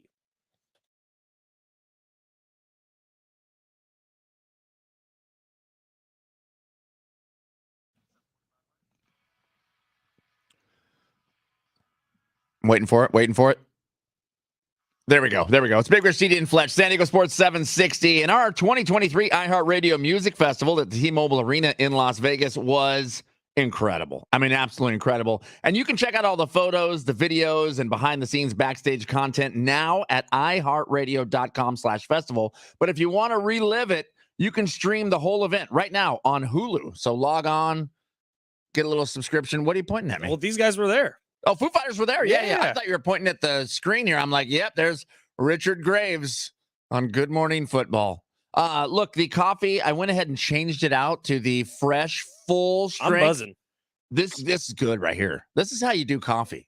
I feel In a like I'm big in way. that bad space with coffee right now, where I've had Why? a little too much and my brain starts feeling weird. Well, it happens. We're playing the Foo Fighters, not only because they were at the 2023 iHeartRadio Music Festival, but because we have a pair of tickets to see them with the Hives and Alex G. It's happening Wednesday, August 7th at Petco Park next year, actually. Tickets and info at livenation.com, but they just went on sale. They're nearly sold out at Petco Park, which is incredible. But we got to play a little game here because we do it every single Thursday. It's this right here. Hairy upper lip or nah? It's up to you to determine. If you want the prize, you have to play the game. It's time. We mustache you a question. Yeah, it is the game show that is sweeping the world. I mean, we talk about it all the time. We are enormous. at the laboratories. Period. We are enormous, people. We are enormous at the labs down there in the Arctic. Did you know that? I did not know that. Yeah. Wow. When incredible. when Joe Musgrove when he visited the South Pole, he's like, you guys got to give these guys a listen. Anyways, we must ask you a question. Easiest game on radio. All you have to do is listen to a clip and determine whether or not the person speaking in the clip has a mustache or not. Is that correct, gentlemen? Have I explained it appropriately? Yeah, that's good. So we have Rosa. Yep. Rosa's waiting on the line. Rosa. R-O-S-A, Rosa. What's going on, Rosa? Hi, I'm getting my daughter ready because she's going to school today. So What? She's going to school today? Did she not go to school before today? You're just like, you know what? You're out of here. Listen, Yeah, you're 13. It's time. Good. I give her a ride to school. Good. Because my other two kids, they're on vacation. I also People on picture vacation and what? she's the Billy Madison of first grade. My daughter's 27 years old. She has a teacher who's just rubbing glue on her face. She drew a blue duck today. Things are going poorly. It's R-O-C-K. Rosa, you have a great opportunity here, though. Is your daughter a Foo Fighters fan? Yes, she is. So, wow, are you a Foo Fighters fan, or are you winning them for your daughter? I'm winning them for my daughter. What? Wow. Okay, Now look at that's that. a mom. Now Yeah, that's no a mom. doubt. Even though she kept her in her house and away from her education for 13 years, Yeah. she's really, at least her priorities I wish are I right. was Rosa's daughter. I want to go to Foo Fighters. So do I. Yeah. So do I. Well, you got to win them here first, Rosa. So here you go. You know the rules. You got to listen to the clips. You got to tell us whether or not the voice has a mustache. Here it is. Clip number 1. I used to be legit. In fact, I was too legit. I was too legit to quit. But now, I'm not legit. I'm unlegit. And for that reason, I must quit. Okay. That is one of my favorite movies of all time. I love it. I love It it. is a low-key banger. Mhm. Okay, Rosa, Yes. can you tell us? We must ask you a question. Does that person speaking have a mustache or not? Yes, he does. Ooh, incorrect. Wow, wow, Incorrect. wow, Yeah, wow. no. It's Andy Samberg there Mm. from Hot Rod. No mustache. Wow. No. Sometimes Wow. he does have a thin mustache, Oh, but wait, you know what? He does when he puts on the fake mustache, but not in that particular clip. yeah. Oh, yeah. no. Yeah. In the movie, sometimes he does have a mustache, but not in that clip. Okay, so Rosa, that's fine. Look, everything is fine. You could still see Dave Grohl at Petco Park. Hopefully he has a better regular season. Look, the point is, Rosa, we move on to clip number 2. Here is the clip. Well, keep watching Jeopardy 24 hours a day and call this number. You dumb son of a you don't watch it 24 hours a day. There's a daily cash prize of $1,000 and no call now and play phone Jeopardy. She drank the poison that Captain Hook intended for Peter Pan. Tinkerbell! Come. Okay. Wow. Okay. So Wow. we did not doctor that clip at all. We just bleeped out the expletives. Very famous voice for years and years on your televisions across the United States. Rosa, if you will, we must ask you a question. Does that person speaking have a mustache or not? No, he doesn't. Oh, no. Rosa, we No, have to hang Rosa! up. Oh, no, I miss her already. Wow, that was Alex Trebek. He's like the most famous mustache ever. Right. I mean, him and Steve Harvey, Basically, Dr. yeah, Phil. maybe Dr. Phil, but Trebek mustache synonymous. Wow. And like he'd shave it off and people lose their minds. He'd grow it back in a day. All right, guys, we go to sudden death and we welcome Tony onto Okay, the show. Tony. All right. Wow. Okay. And well, we got one clip left in the chamber. Should we just do it? Yeah, Tony, Okay. listen, we miss Rosa, but we are so thrilled for you. Are you ready to play, sir? Oh my God, I'm so nervous. I wish I was Rosa the last question. No, God, that would seem like a low-hanging fruit. I know. Yeah. It really did. It's fine. So here you go, Tony. Here's clip number 3 on the day. And if you don't get this right, we just go to the phones. Ben, if you will. I generally come in at least 15 minutes late. I use the side door. That way Lumberg can't see me. And after that, I just sort of space out for about an hour. Yeah, I just stare at my desk. But it looks like I'm working. I do that for probably another hour after lunch, too. I'd say in a given week, I probably only do about 15 minutes of real, actual work. It's not that I'm lazy. It's that I just don't care. You know, that actually sounded like Jim Russell. What? Jim Russell, What? John and Jim in the That afternoons. could have been Jim Russell. It was not, though. I can confirm that. But, Tony, we must ask you a question. Does that voice have a mustache for the win? I hope it's no. I think we have a winner. He did it. He did it. Wow. Congrats, Tony. You won yourself a pair of tickets to go see the Foo Fighters with the Hives and Alex G. It's happening a few Wednesdays from now, August 7th at Petco Park. You can get tickets and info at livenation.com. But you have won them. You're on hold. So hang on hold. Stay right where you are, because Fletch will jump on and get your info. But congrats, Tony.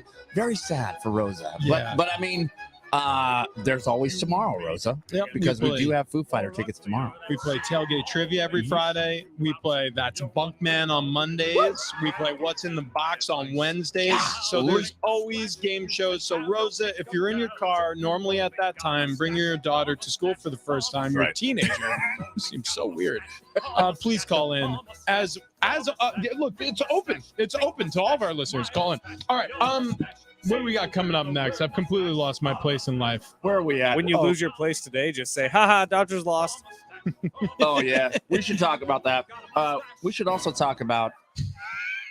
Okay, hang on a second. Hang on a second. I just this again. This happened. I realize now why I didn't know where we were at. Because I didn't write any topic for our next segment. And so what happens when we leave any blank spaces on our rundown, Travis finds a way to fill it in. So here's what we're going to Speaking of feet. Hang on. Oh, jeez. So here's what we're going to do. We're going to talk about something we've seen many times over. Dodgers losing in the postseason. But then we're going to talk about something that we've never seen before. Bigfoot. And speaking of feet, I want to talk to you guys about the Good Feet store. I wonder if he has arch supports. I really hope he does. How could he be doing all that walking? If Bigfoot is somewhere listening to this show in the Pacific Northwest of this great nation, he is close to a Good Feet store because there are 200 plus locations around the United States and overseas. They've been doing this for 30 years. And like you said, every time Bigfoot is spotted, he's spotted barefoot. Walking. This guy, I mean, he's terrible. He's got to have ankle pain, back pain, knee pain. And if you're struggling with any of that, the arch supports available at the Good Feet store are for you, I promise. Many people have tried this, have experienced the same thing I've had, which is when these are in your shoes and you're walking around, all it takes is about 3 days to a week, and you start noticing the pains start to dissipate. That's the only way I could describe it, just slowly wearing off to the point where now I don't even think about my back pain anymore. The knee pain that was really hampering me, the hip pain that was coming on, my right ankle used to lock up all the time where I'd be limping around for days on end. Doesn't happen anymore. Get to the Good Feet store, get your free fitting, get your free test walk. You can try before you buy. There's no obligation until you get to the register. And trust me, when you do, you're going to want to walk out with arch supports. Okay, goodfeet.com. To book your appointment today or to find a location near you. Coming up next, something we've never seen, something we have on the other side. Big Rich, TD, and Fletch.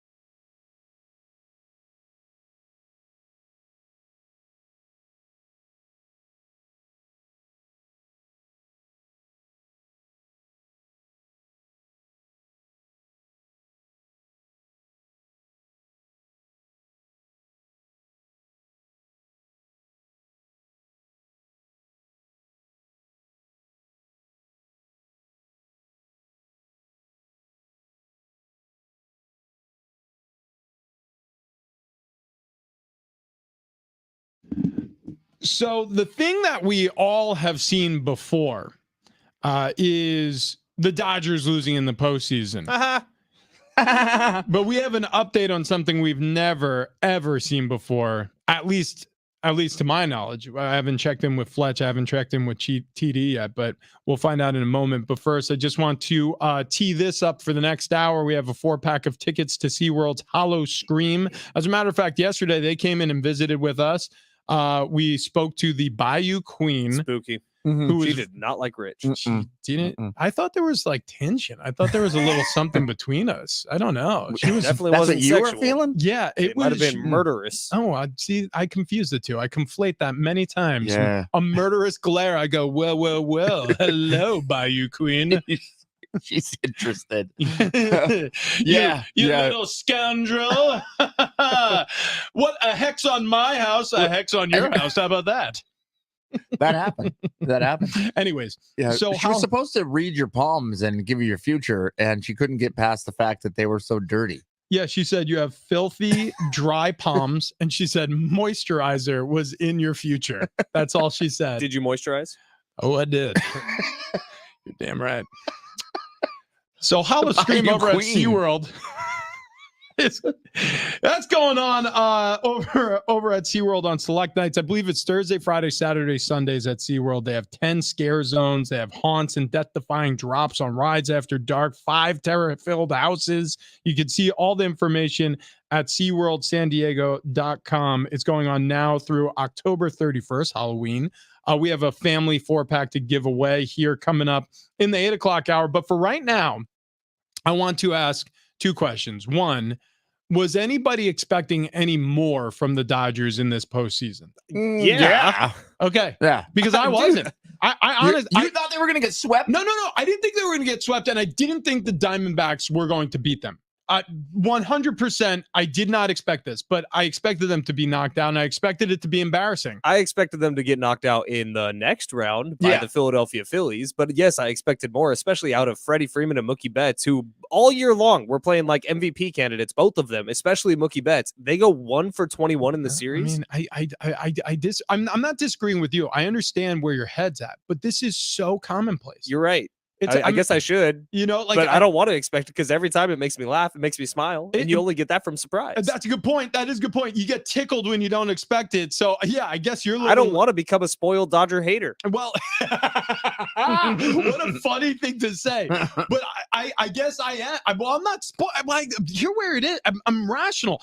When I look at the Dodgers, I just think, what are the things I know about the Dodgers? They are a great team. They are a great team. The Padres aren't yet. Padres look like a collection of superstars who are trying to figure out a way to play together. The Dodgers are truly a team. But for whatever reason, the missing ingredient to the secret sauce that Dave Roberts and this ownership group and Andy Friedman have put together is playoff success. You just said it, by the way. Dave Roberts, I'm sure those chants are going to be starting up in LA once again, as they do every offseason outside of the World Series year, which again was fake, like the Travis Kelce, Taylor Swift relationship. But they're going to start saying, I guarantee you on Petro some money today up in LA, there's going to be callers saying it's time to fire Dave Roberts. Speaking of fake news, we should go see a Taylor Swift movie. We should do that. No, I'm not. We should do it. Doing I mean, it. are there I'm tickets not doing available?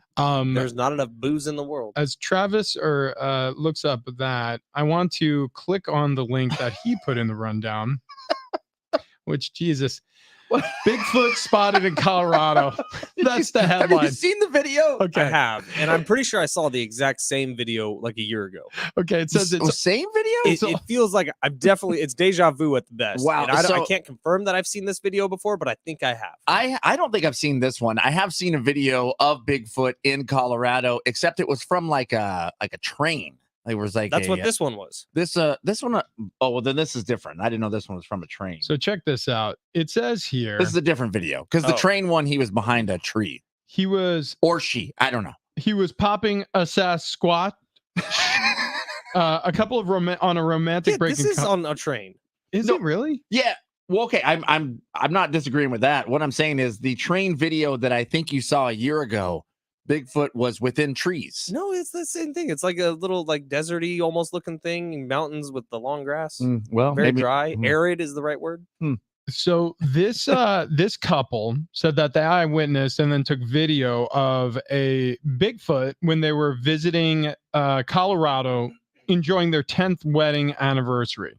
Okay, so the video, and I'm looking at it now, shows a well camouflaged 7 to 8 foot tall thing that is squatting down in the tall grass and I guess taking a dump. So and then, weird. It almost looks like a hunter in a ghillie suit waiting for doves. It looks like Harry from Harry and the Hendersons. It really does. I mean, like it is a Harry and the Hendersons. Which again, same argument as the aliens. No way we nailed it. And then it stands No up. way movies got it right. And it wanders off. Okay, hang on a second. Now, Bigfoot, 7 foot, 8 foot tall, like that's huge. And you would assume we would have seen one like remains or they would have captured one by now or shot one and then dragged it back to camp and been like, oh, turns out it is just a hunter. We'll never tell anyone. That may have happened. But We what's don't know. the sloth thing? Wasn't there a ginormous sloth that we think that people of early days not confused, they knew what it was because they were alive. But then now the cave drawings or whatever, now what we think is Bigfoot passed down from lore was actually just these gigantic sloths. The University of Arizona thinks the folklore came from an extinct giant ape called Gigantopithecus. Yeah, that one. Gigantopithecus. That existed in tandem with early humans. So Gigantopithecus, they believe because they found bone remains from this now extinct ape creature, or descendant of ape creatures, had a femur bone that was like twice the length of an adult male. And so just the leg? Just the femur bone, just the thigh bone from hip to knee. That bone was twice the length of a normal sized man. So just imagine the rest of them. So you're talking about something that towers over you. So his thigh was as big as this room from floor to ceiling. No. Twice the size of your thigh. Yeah. So, but still like a 10 foot, 11 foot tall animal that stood upright bipedal. And they think that existed at some point in human history. I also think that it was in like an apothecary shop in China in like the 1920s. Somebody bought teeth that they thought were like gorilla teeth, and it turned out to be Gigantopithecus teeth. Dude, I bet you dogs would love chomping on some Gigantopithecus bones. Femur bones. Yeah. Yeah. Have you ever gone to the butcher and got Brock a femur bone? He's too baby for that, but you know on that sucker. Oh yeah. Come on. He loves his little hanging and banging. He really does. Man, that dog. And the dog just after a bone. You try to take it from it, and he does the chihuahua growl. Like a mad dog in a meat house. Speaking of dogs. Dang, man. Speaking of dogs, Underdog Fantasy is my favorite way to play along with the NFL season. I'm going to be doing this tonight. Got the Denver Broncos in Kansas City facing the Chiefs. If you don't got any buzz or any juice on that game, because I don't know, maybe you're not a Denver fan, maybe you're a little sick and tired of the Chiefs winning all the time. This is how I spend my primetime NFL visits. I open the Underdog Fantasy app and I play their pick'em game, which is super duper fun. You pick between 2 and 5 players, select whether they're going to go higher or lower on their stats, then do what you usually do. Just watch football. You can win up to 20 times your money in a single game by going 5 for 5. I've done this 5 times this season, actually 4 times this season. $5 pick'ems result in $100 when you pick 5 players. Really a ton of fun. I implore you to try for yourself. Go to their easy to use mobile app by downloading Underdog Fantasy, or go to underdogfantasy.com. And when you do, sign up with promo code XTRA, and Underdog will double your first deposit up to $100. Plus, new customers will have a mystery special pick live in their Pick'em lobby.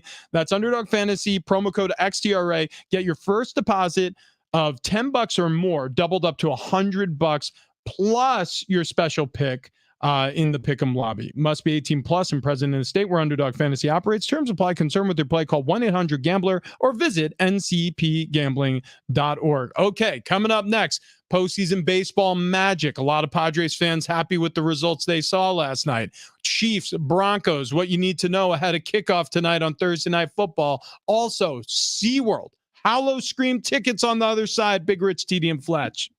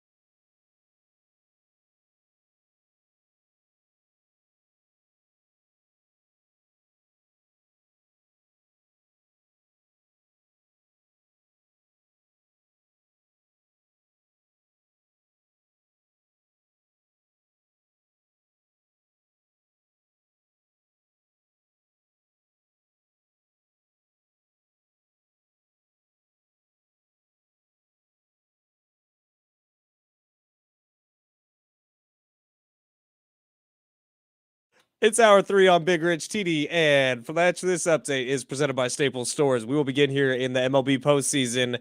Dodgers are out. Dodgers are out. They got swept by the Arizona Diamondbacks in the National League Divisional Series. Dodgers were outscored 19-6 in the series. Dodgers stars Mookie Betts and Freddie Freeman went just 1 for 21 in the series combined.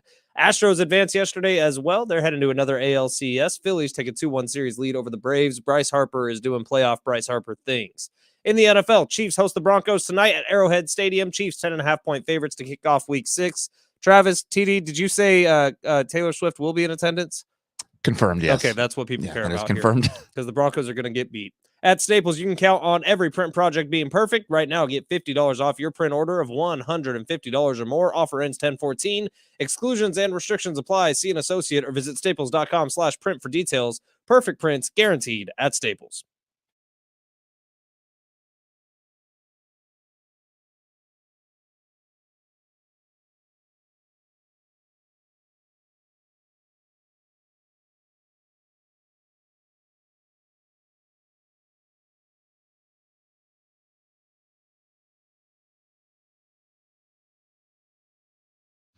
Yeah! Whoa! Happy Thursday to those who celebrate. It's Big Rich, TD, Fletch. We are fired up for a couple of different reasons. One, we've got confirmation of something very important to many, probably all but one of us here in studio. We have the Dodgers knocked out of the postseason. The only thing better, or I should say worse than the Padres being out of the postseason is the Dodgers in the postseason. Well, the Diamondbacks handled that last night. And also, we want to review something before Thursday Night Football because we're going to see obviously one team who's on the rise, or I should say who's continuing their rise, and another team that is going in the complete opposite direction. And it reminds you of a lot of what's going on around the NFL. So we're going to take a closer look at a couple of teams that are struggling in certain situations right now and their head coaches. But first, Ben, you said you had something very important to share with us. Big Rich, TD, I have a question for you both. Yes, Fletch. So TD confirmed that Taylor Swift will be at the game tonight. Confirmed. The Thursday Night Football game. Confirmed. That was what I was talking about, is that two of the three of us will be excited for that news because. Well, I'm curious about the fourth of us, which is Al Michaels, who, dear friend. Okay. I talked to him once. Friend He of was the so program. nice. All right. Friend of the program. Yeah. But Al Michaels. Tried to punch Fletch. No, that was Joe Montana. Oh. Like Mike Tirico when did she do- was yeah, when Taylor yeah. Swift was at Sunday Night Football, Mike Should've Tirico spent more time talking about Taylor Swift than he did about the football game. Al Michaels doesn't seem like he would be bothered with something like this unless the game is crappy. But how much time do you think Amazon Prime dedicates to Taylor Swift? Because Sunday Night Football on NBC dedicated too much time, altogether too much time to Taylor Swift. A lot. Yeah. Really? Hang on here. Hold on. I Let me think- see. The shine hasn't worn off. So here's the thing. You notice that there was zero mention of her when the Chiefs played Minnesota. It's because she didn't show up. So zero mention. I think that was a Fox. Was that a Fox or a CBS game? I forget. It might have been a CBS game. Zero mention of Taylor Swift because she wasn't there. It does them no favors. Here's the thing. The reason why the camera loves to find Taylor Swift is because every time it does, they realize that there is now a significant faction of the viewing population who is excited because they saw the person that they turned on the game in the first place to see. It's kind of like, look, I mean, I don't know. Like, if you're, for example, my family is a perfect example. My family watched football very differently than most families across the United States because I played on the offensive line. So their eyes were fixed on the offensive line. Most people watching football are watching the ball. Quarterback gets the snap, drops back, throws it to the wide receiver. My parents and my family, they say it's so distracting watching Patriots games or Cardinals games or Chargers games because all we're watching is offensive line. We have no idea what's going on in the game. So if you're a Taylor Swift fan, imagine all of this crap going on around the thing you actually want to watch, which is her. That's the reason why she's going to be at Arrowhead Stadium. The cameras are going to have shots of her in the booth. I would set the total of shots of Taylor Swift in the booth, and I'm going to take the over at 14. And I'm going to take the over. Wow. How many ad breaks are there per hour in the NFL? I know, like with Aztecs football, we take 4 per quarter. It's about the same. I feel like it's about the same. It's 4 or 5. So that would be 16 times to see her, which is what Sunday Night Football did, if not way more. But you're forgetting you can do shots when they're reviewing a play of her up in the booth. Touchdown. You could do shots when there's a timeout or an injury on the field. God, dude, I have Travis Kelce in fantasy, and I hope he has the worst game of his career. Like, I hope he fumbles it twice. I hope that he has one of those interceptions that bounces right off his face mask up into the air, and then one of the Denver Broncos receivers gets it, or defensive backs gets it. Like, I hope he absolutely stinks, and they have to go up to the Taylor Swift booth, and she's just going to be sitting there like, moving on to my next one because he sucks at football. That's not going to happen. I know, but let me drop this little nugget on you. Oh, boy. Amazon Prime just released Taylor Swift Eras merch as of yesterday. Okay, it's going to be all over the broadcast. Exactly. Then. Forget I said anything. I mean, this may be brought to you by Taylor Swift. Probably Eras will tour. be. So rather than Amazon shoving that Jim Halpert show where he like is in the war. Oh yeah. Oh, right. What's right. that one? They've been really pushing it. Jack Reacher. No, something like that. Yeah, it's different. It's something. It's that. But yeah, it's going to be her. Look, here's the deal. The 2 biggest stadium shows in the country, frankly, in the world right now, Taylor Swift and the NFL. Like, that's it. If you don't forget Bad Bunny. If you want butts and seats. I don't even think of that. That is so last year now. I mean, it is Taylor Swift and the NFL. That's the combo. So if you want butts and seats, if you want viewership, I mean, and you have the opportunity to glom off of both of those things, and obviously the NFL, they're not glomming off of themselves. This is their product. Now they're partnering with a titan of the media industry. So yeah, if you're sick of Taylor Swift now, don't even bother turning on Prime Video tonight. You are going to be nauseated by how many times you see her. Well, and I want it to be football. And it's not going to be football because A, the Chiefs are going to kick the Broncos' ass, and B, the more the ass is getting kicked, the more the ass is getting kissed of Taylor Swift up in the booth. I'm curious. 70470, start your message with team. There's a lot of people like you, Fletch, who are tired of this storyline, who do not want to see T Swift anymore, who are annoyed by the romance and the fact that this is derailing even sports talk shows. Like we're sitting here talking about it because it is a monumentous event in sports media, the fact that she's involved at all, because the viewership ratings are spiking and the interest is spiking globally, not just nationally. But are you tired of it like Fletch, or does it make you happy because you're getting less friction from the wife sitting down to watch Thursday Night Football now?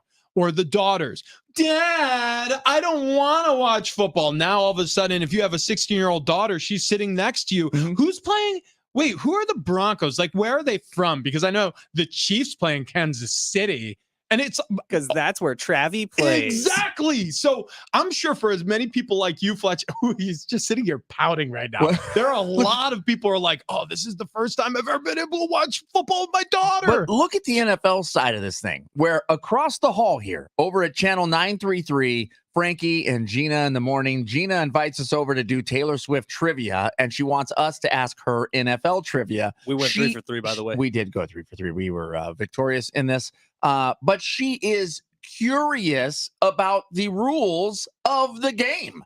So the NFL is going, yes, please expand our audience, because we've been sitting here going, well, I guess if we want more people to watch, we're going to have to go to London town. No, you don't. All you have to do is have a love story. And all of a sudden the ladies get involved. And baby, just say yes. Yeah. And I hate it so much. And now Olivia Rodrigo's out there saying she wants a tight end. Did you guys see this? Oh my god. She like added George one. Kittle. Oh wait. Yeah. Sorry. Yeah. She like added George Kittle. George Kittle's married. He has a beautiful wife. What is she like? Is she like 18 years old? She's young. Hang on. She's from Marietta. Olivia. Is she really? Yeah. Olivia Rodrigo age. Let's start there. Okay. She's the one that steals all the music. 20 years old. Okay. She steals all the music. Yeah. She's involved in like 3 different copyright things right now. So is Ed Sheeran. And I'll tell you what, I don't mind. I honestly, as it turns out, I'm a huge fan. Wow. Okay. Well, then what's Haley Steinfeld? Isn't she with Josh Allen? With Josh Allen, and now showing up at the games and getting on TV. All of a sudden. Yeah. And then look, Eminem is out at the games. All of a sudden, this is the Lakers. I'm telling you, Morgan Wallen should start dating an NFL player. That would sell out his tour even more than it already is sold out. If Carl Nassib didn't retire from football, that could have happened. I don't know if he's a country fan. Here's the deal. I look at country pop. I look at what Deion Sanders has done at Colorado as having a direct influence on what's happening at the NFL level. Ooh, I like this. Tie this bridge together.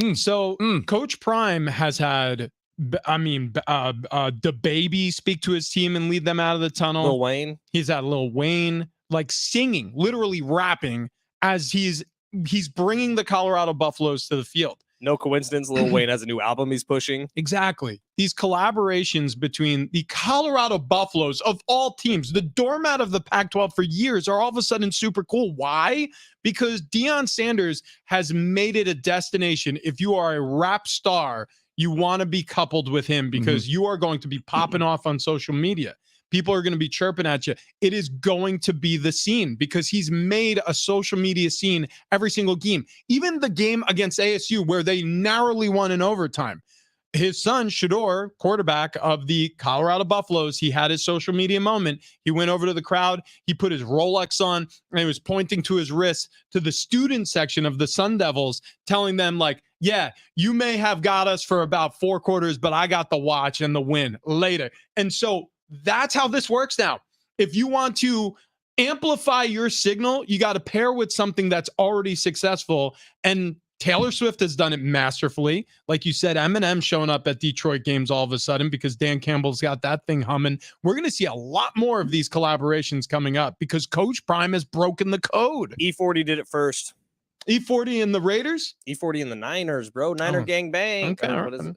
Niner gang don't. I don't think that's it. Niner gang don't bang. I don't think that's it. I don't know. It was I don't know if you have to first it jump was that. E40 with the Golden State Warriors. And really, NBA is to blame for all of this, right? With the Los Angeles Lakers, the Showtime Lakers, Jack sitting on the sideline, Spike Lee with the New York Knicks. I think it's gang gang.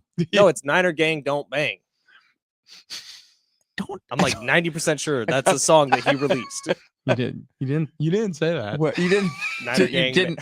yeah, that's bad. Yeah. What was Steve Young and Jerry Rice doing with E40? What the hell did you just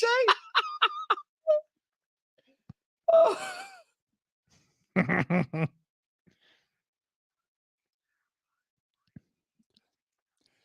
Yeah, I don't think it's been mentioned yet, but today, not by anybody, but the Dodgers got swept by the D-backs. Hell yeah.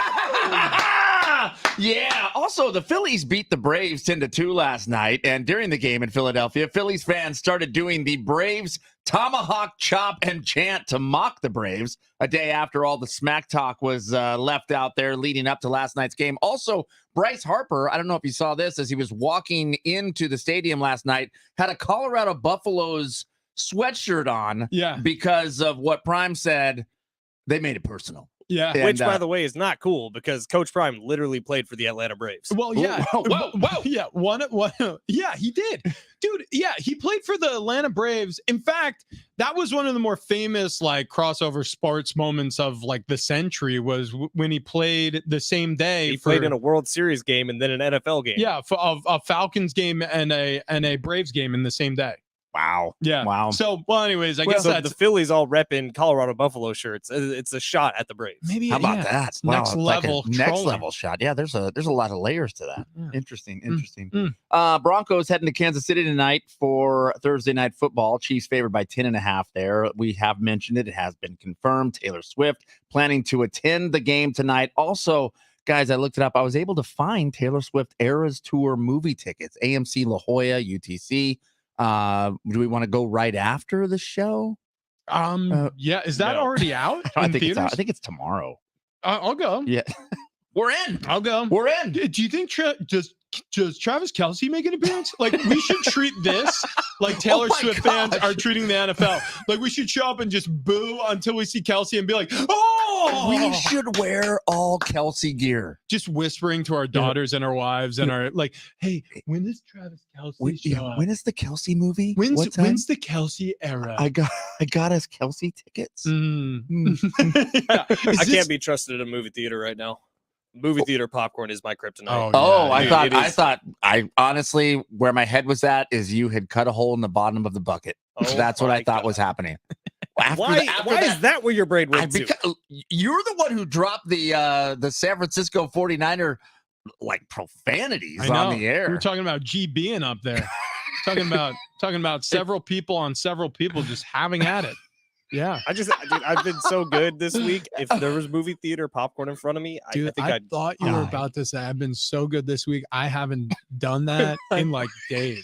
I was just gonna be like, it's been 32 days since I've been a hanging. good old San Francisco 49er GB. All right, can we got a weird apartment complex. All you got to do is put a pineapple on your window, and the door starts. It's like trick or treaters. Anyways, condominium. Thank you.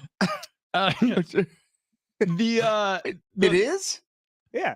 Okay. All I right. got an HOA and everything. It's a complex. How could there not be an HOA? The Astros are going to face the Rangers in the ALCS. The Diamondbacks are waiting for winner of Phillies Braves for the NLCS. Okay, so our final four teams could be Rangers, Astros, and then Diamondbacks and Phillies or Braves. Does any of that have any juice to anybody here? No. Here's the problem. MLB is pooping their pants right now because they don't have an LA team. They don't have a New York team. They're begging Phillies and Astros to have a rematch so they get some sort of storyline. So check this out. So Major League Baseball, like you said, markets matter, right? Sizes of markets matter. Check this out. Like if the AFC and NFC championship games in the NFL were, say, Cincinnati, Buffalo, okay? You just follow me here. Philadelphia and Detroit. Like that would be enormous. Huge. And Cincinnati and Buffalo, I mean, those are markets in the 20s. Tiny. They're small, medium markets. Detroit, I mean, it's invisible.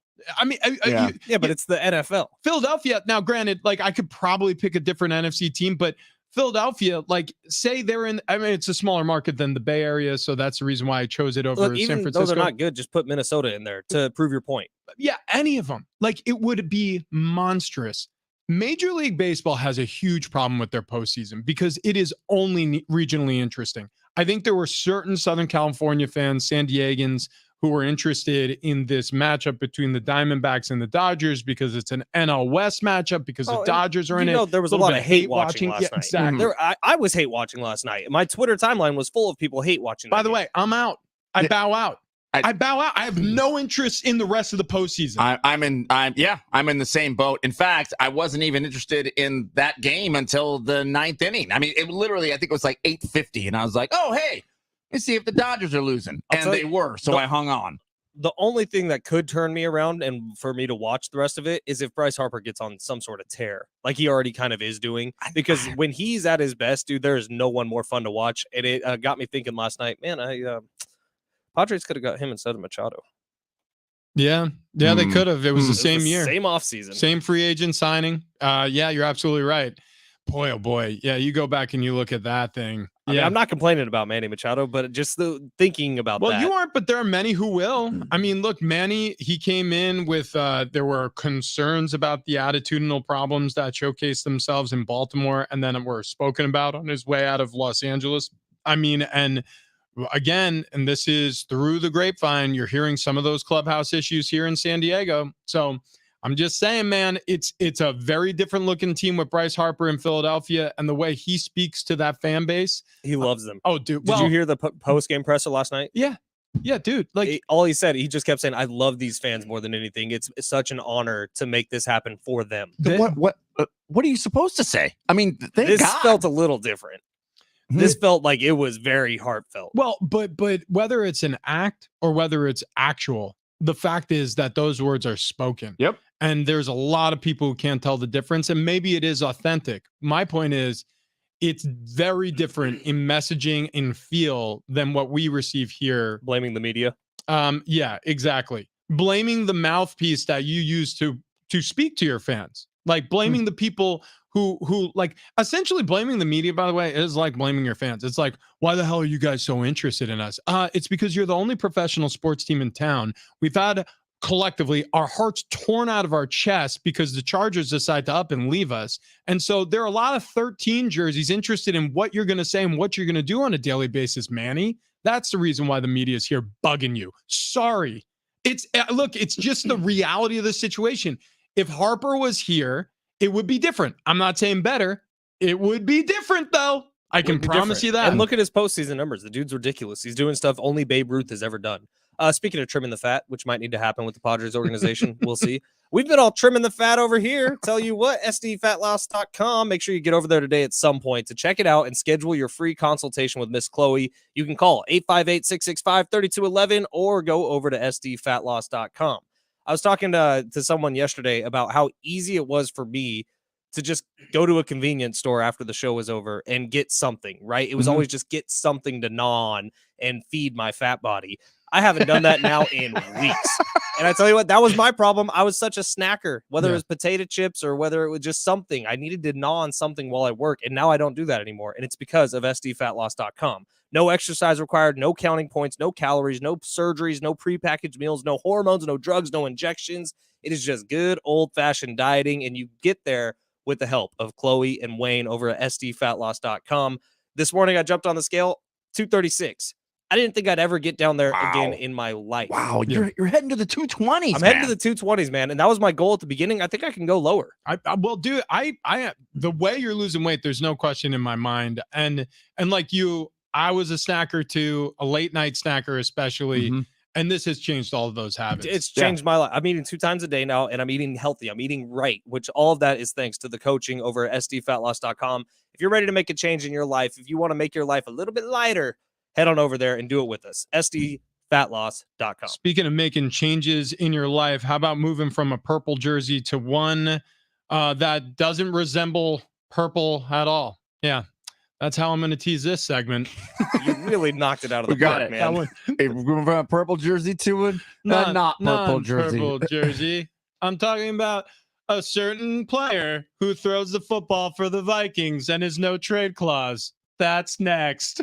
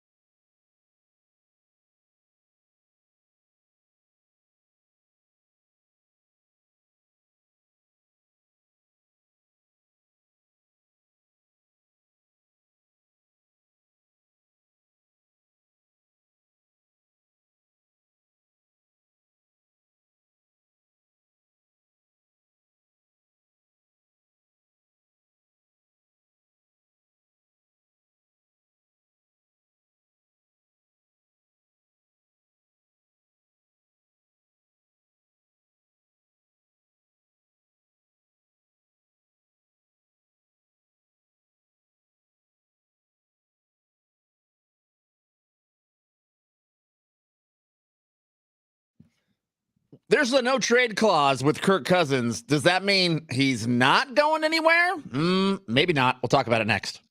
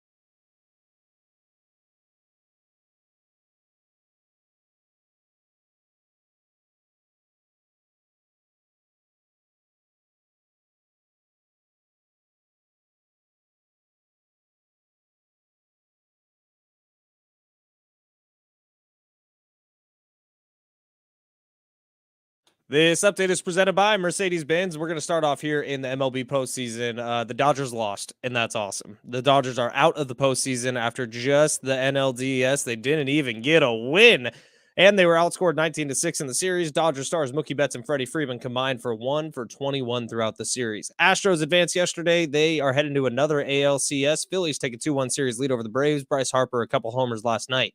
In the NFL, Chiefs host the Broncos tonight at Arrowhead Stadium. Chiefs 10.5-point favorites. Sorry, Travis.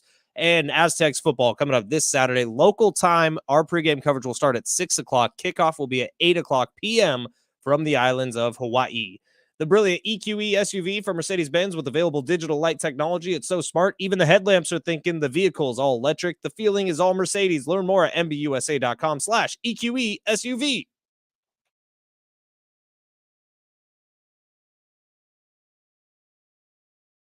Hey, it's Big Rich, TD, and Fletch, and we have a chance for you to win $1,000. In fact, we have a chance for you to win $1,000 every single day. All you got to do is listen for the keyword, then take the keyword over to sportssd.com and enter it there for your chance at $1,000. It's presented by Loan Pronto. Stop paying insane rates on your credit cards. Loan Pronto can help you tap the equity in your home so you can be credit card debt-free in less than a week. LoanPronto.com. That is LoanPronto.com. Also, coming up a little bit later here, you want to keep it locked in because we still have a family 4-pack of tickets to SeaWorld Howl-O-Scream. New twists, turns, and special effects are lurking around every corner with 5 terror-filled houses, 10 scare zones and haunts, and death-defying drops and rides after dark. The screamiest event of the season is now at SeaWorld San Diego's Howl-O-Scream through Halloween night on select nights. For more info, SeaWorldSanDiego.com, or just keep it locked in to win. I was just refreshing the coffee in the break room. Cool guy comes in. Dude, yeah, go ahead. And he's like, "You go for that high octane?" And I said, Damn. I said, What? I said, yeah, well, I am, but Fletch said, "Oh, it's almost out. It's almost out. So I may have to get a different one." He's like, "Oh man, nothing to it but to brew it." Oh my gosh. Oh my gosh. Wait, you didn't hear him. Nothing to it but to brew it. Yeah. Yeah, that's the coolest thing he said all morning. Nothing to it but to brew it. Dude, this is okay. So I Heart Cool Guy. We're never gonna say his name because I'm sure he's said things or will say things that we'll repeat to our listening audience that he doesn't want to be shared on radio. But I don't care. We're going to share all of it. We're just never gonna tell you his name. But this man wanders around the building talking in like Arthur Fonzarelli quotes. He talks like as if does he have a writer with him in that room that he goes to? No, like how did he? Was he waiting for me to walk in? So one day he was microwaving something. This is a true story. It's all of our interactions with him, by the way, are in the break room or the bathroom. These are 100% legit stories. He was microwaving something. I walked in, and as he's pulling it out, and it's in like a little tray or one of those like Pyrex Tupperware containers, whatever it is. I thought you were still talking about the bathroom. Yeah, we have a microwave in the bathroom too. That one's used to warm samples. Look, so he's about to take a bite. I'm like, "Hey, what are you munching on there, man?" He goes, "Shoot, man, might as well be dog food, but a dog's got to eat." And then he just walks by me. Someone on YouTube earlier today said your guys' cool guy impression reminds them of Boomhauer from King of the Hill. Yeah, well, we do that one too. I just sit on the dealer, damn man. Yeah, dang, man. Yeah, dang, man. No, we're probably not doing it a justice. Yeah, because there's no real like Southern twang to it. Yeah. It's just I think that's what comes out when we do the impression. We now have other people in the building who work here guessing the cool guy, and one of them got it right. What actually, Erin Bauman, our sales lady extraordinaire, she got it 100. Erin, you're right, and I just texted you back. Yep. And there's Aaron, tell us we're wrong. Is he cool guy? He's the coolest. Anyways, so somebody who's not cool and sort of leans into it is Kirk Cousins. Yeah. Like Kirk Cousins, cool. He is the opposite of I Heart Cool Guy. He's the type of guy who, when he opens his mouth, you're always expecting it to land, and he's just kind of like, he says the nerdiest thing possible. You're like, well, you know what? You're wearing Brooks Walkers, sensible walking shoes. Those are some Kirkland Kirkland joggers on. It's fine. A tucked in plaid shirt that it looks like your mom bought for you a couple Christmases ago. And that's fine because you are who you are, Kirk Cousins. Kirk Cousins is now being asked tough questions about trades. He potentially will be on the trading block if the Vikings continue to spiral. And Aaron Baldwin is so excited she guessed correctly. She's like 100%. 100% the cool guy is the coolest. He is the coolest. Yes. Okay, so where do we think he lands? Because he's saying, look, I'm just very focused on the Bears and going 1-0 this week. This is yesterday when he was asked at his press conference during the week. Anything else is just not worth my time and energy or attention. Great way to answer the question. Completely like he went into complete dad mode. He's like, I'm just worried about cutting the lawn. All right, we'll get to that when we have time. But he could help an organization. He's busy salting the sidewalks up there in Minnesota. The Jets have a Ferrari on defense and they have a junker on offense because of Zach Wilson. He played better last week. But is it possible he goes to New York? Any takers? Jets trading for Kirk Cousins. Any takers going once? For me, because it's too tough a division, or it's like I almost see it being the Falcons.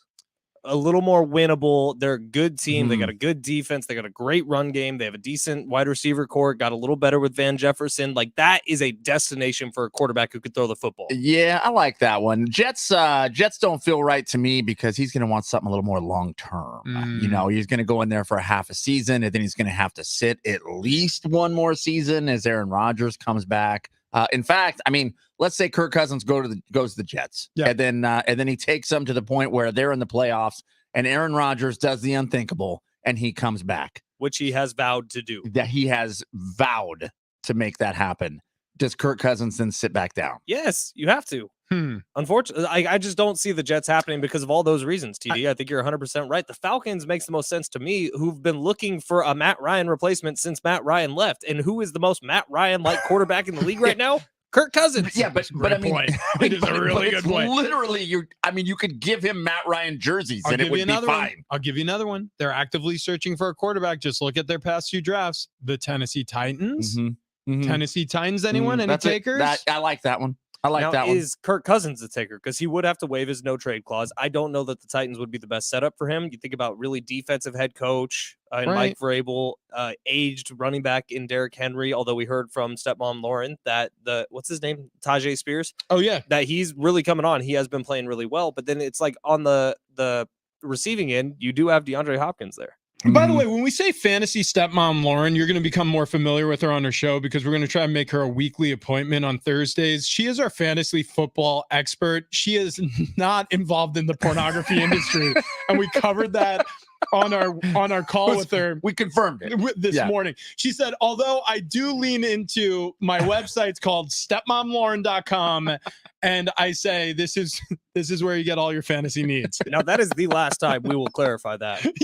Yes. From now on, you're just gonna have to guess for yourselves. And if you missed that interview, it is up on the free iHeartRadio app. She gave you a ton of sleepers for this week or streamers at the quarterback position if you're dealing with injuries. Yeah, fantastic stuff as always with her, and she will be a milestone on this show throughout the rest of the football season.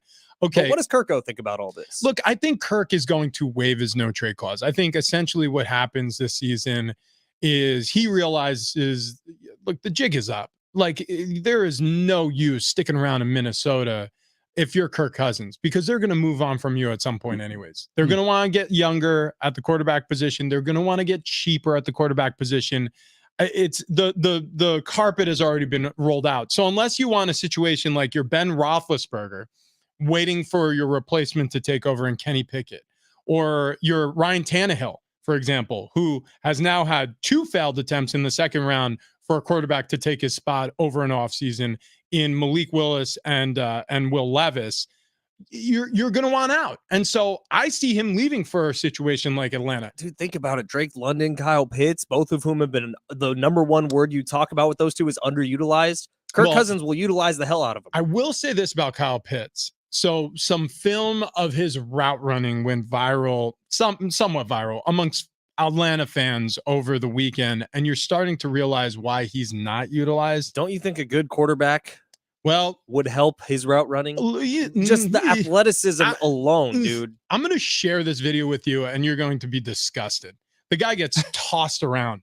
I mean, as soon as he's touched, it's like almost having a skinny big man in the NBA. Like you're like, well, oh, here's the reason why I can't rebound. It's because he can't stay on his feet. Like he's just getting manhandled by linebackers. It's not good. But to your point, Drake London, real wide receiver.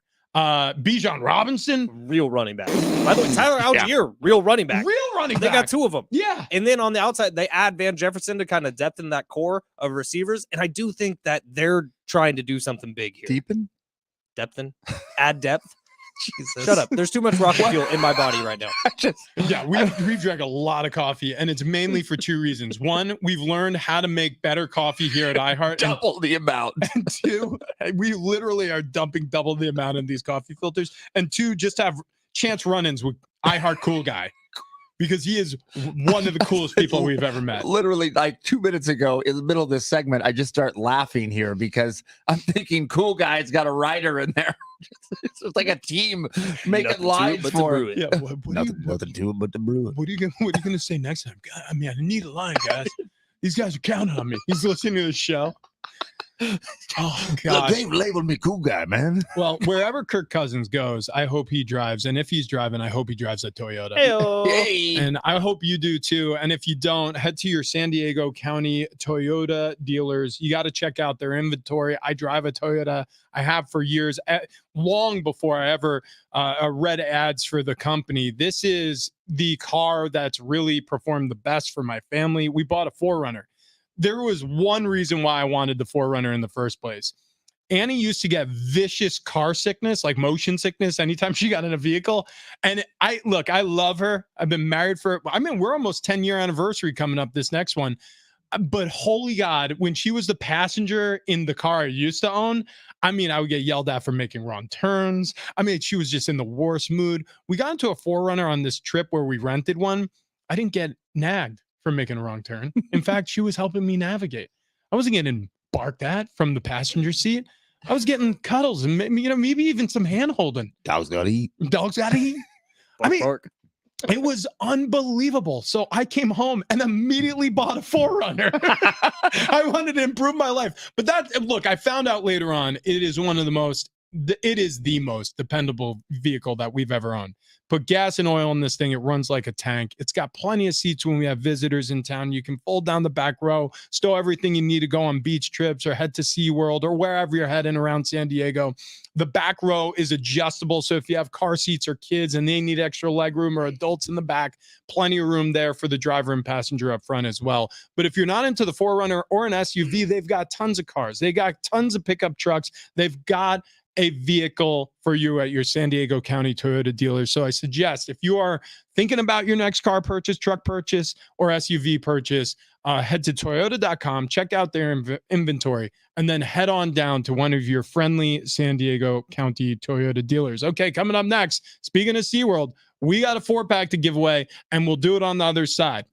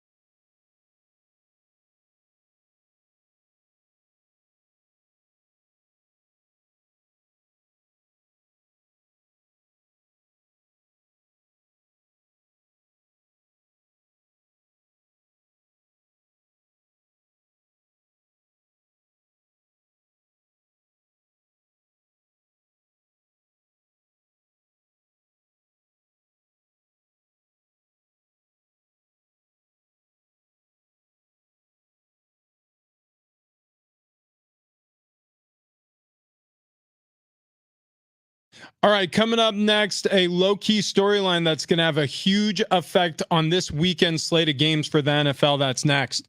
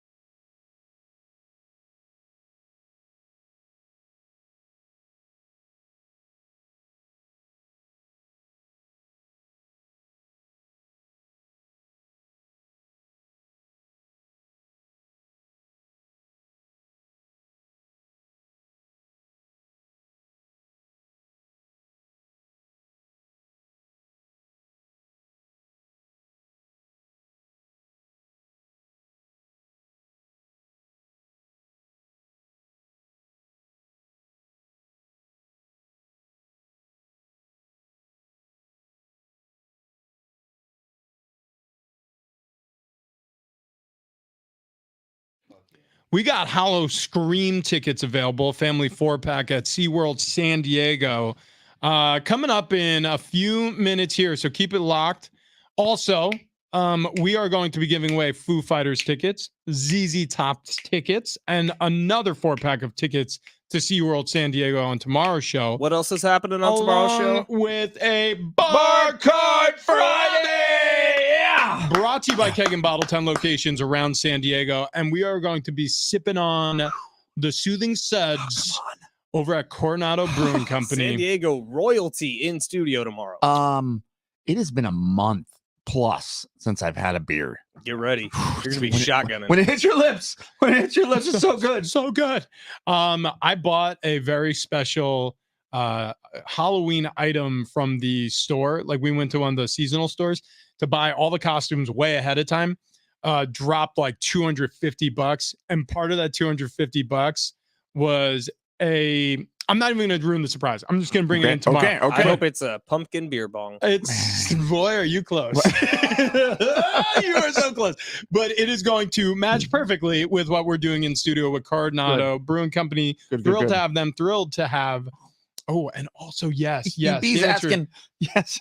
The answer is yes. The answer is yes. We have to answer this text. So Aaron Bauman, the owner of the Flabongo, has just asked us if we want her to bring in. The answer is yes. Exclamation By the way, point. we named the Flabongo Dave, and then we found out his name's actually Dave. We named him Fred. Wait, what? We named it Freddie the Flabongo? I thought so. Or I hang thought we named him Dave, and then the Flabongo's name is like Betty. Aaron, what is the Flabongo's name again? Question mark. There we go. Sent. Done. I felt like we named him Dave. Maybe you're right.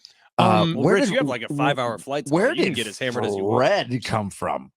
I don't know. I don't feel like Fred was ever brought up, ever. I feel like we gave it a really appropriate name, like Robert. Like, it was like a 2-syllable name. I forget. Oh, Betty. Wait, hold on. She says apparently. Is that because I said that? I don't know. She told me the name of the Flabongo, the real name. 913, help us out. You remember our show better than we do. Okay. Yeah. What was the name of the Flabongo? Aaron, ... The name you gave it, please. Exclamation point. Look at the text line. What did I know you logged in. Hang on, what does it say? Yeah, we called it Dave. 913, Jeremy. Jeremy, you're a sick puppy. Yeah. And correct. And also correct. Mhm. Okay, so I teased it, and before we give away these SeaWorld tickets, a low-key storyline that is going to have a major effect on a certain division in the NFL is the fact that the Jaguars have been in London for 2 weeks, and they host the Colts coming up when they come home. They've just finally found their footing, beating the Bills in London last week at Tottenham Hotspur Stadium. But now it's kind of like coming home to be away, kind of. And not only that, but you add in the fact that Gardner Minshew used to be on the Jags. He's going to be starting this game for the Colts. Like, there's a little bit of a revenge factor there. He thought he was good enough to be the starter. The Jags thought differently. They got Trevor Lawrence. Now, did you guys see the locker room of the Colts after their win last week and how psyched they were that Gardner Minshew was their quarterback? I did not see it. I didn't see it either. So Shane but I can Steichen was believe losing it. his mind, and when he gave out the game ball to Gardner Minshew, everyone lost their mind. And he was like, this guy saved us twice this season so far. We're so lucky to have him, blah, blah, blah. And everyone lost their mind. They love Gardner Minshew there. I mean, I love Gardner Minshew. I think he's just one of the better personalities. It reminds you a lot of Ryan Fitzpatrick. Like when you need, you know what he is? Gardner Minshew is the Flex Seal of the NFL. If you need a lightning bolt, man, like when Minshew Mania will provide. Like he's the so Anthony Richardson is just like stabbing a 50-gallon barrel with a knife, and then all of a sudden Gardner Minshew walks over. He's like, "Are you exhausted and tired?" And he's just like, "Yes, I've been stabbing this barrel for so long." And so he's like, "Let me take over." Boom! And then all of a sudden the leak stops. I think you're right. That is an oddly perfect comparison. Yeah, The analogies get weirder and weirder the more coffee you drink. I'm sorry. You know what? I'm so. Is that what's going on right now? Dude, absolutely. Dude, my eyeballs are 'Cause vibrating. My brain is vibrating. I'm a little punch drunk here. Okay. Aaron got back to us. Okay, The okay. Flabongo, the beer bong that's shaped like a flamingo that you have to drink out of its beak. She said, no, my husband says that the name of the Flabongo is Betty. Okay. So they named it Betty. We named it Dave. Jeremy named it something completely different on the text line. Which I don't think we can say on the air. No. That's Yeah. going to be free. Yeah. And I don't know. Ben's probably into it. Fletch's probably into it. Well, I can say it, but you have to dump it. No, it's not worth it. All right. I'm just spitballing ideas here. That's all. All right, we got SeaWorld tickets to give away. 844-570-1360 is the number to call. Don't you dare call right now, though. I want you to wait. I want you to wait 1 minute and 30 seconds. So at exactly 8:55, you can call in. We want to give an opportunity to our free iHeartRadio app listeners. Don't call in now. I see what you're doing, trying to sneak on the line. Sneaky jerks. All right, so 844-570-1360. Call exactly at 8:55. You'll be in the running. Caller number 5 is going to get the 4-pack of tickets to SeaWorld's Hollow Scream. Who do we thank today, Ben? Stepmom Lauren. She was awesome once again talking about fantasy football. If you missed it, 6:30 on the free iHeartRadio app. Also, Rich, excellent job with the Brady Ho Coaches Show last night. That Thanks, is buddy. also up on the free iHeartRadio app. If you missed it, Aztecs Hawaii this weekend. It's a full preview. TD, Rich, thank you. Texters, thank you. 913, keep it in your pants. Yeah. Wow. Yeah. That just happened. We get it. Yeah. A lot of ounce. We got to bounce. I don't know what he's going to say. Oh, Gonna be- team's I don't out. know. What?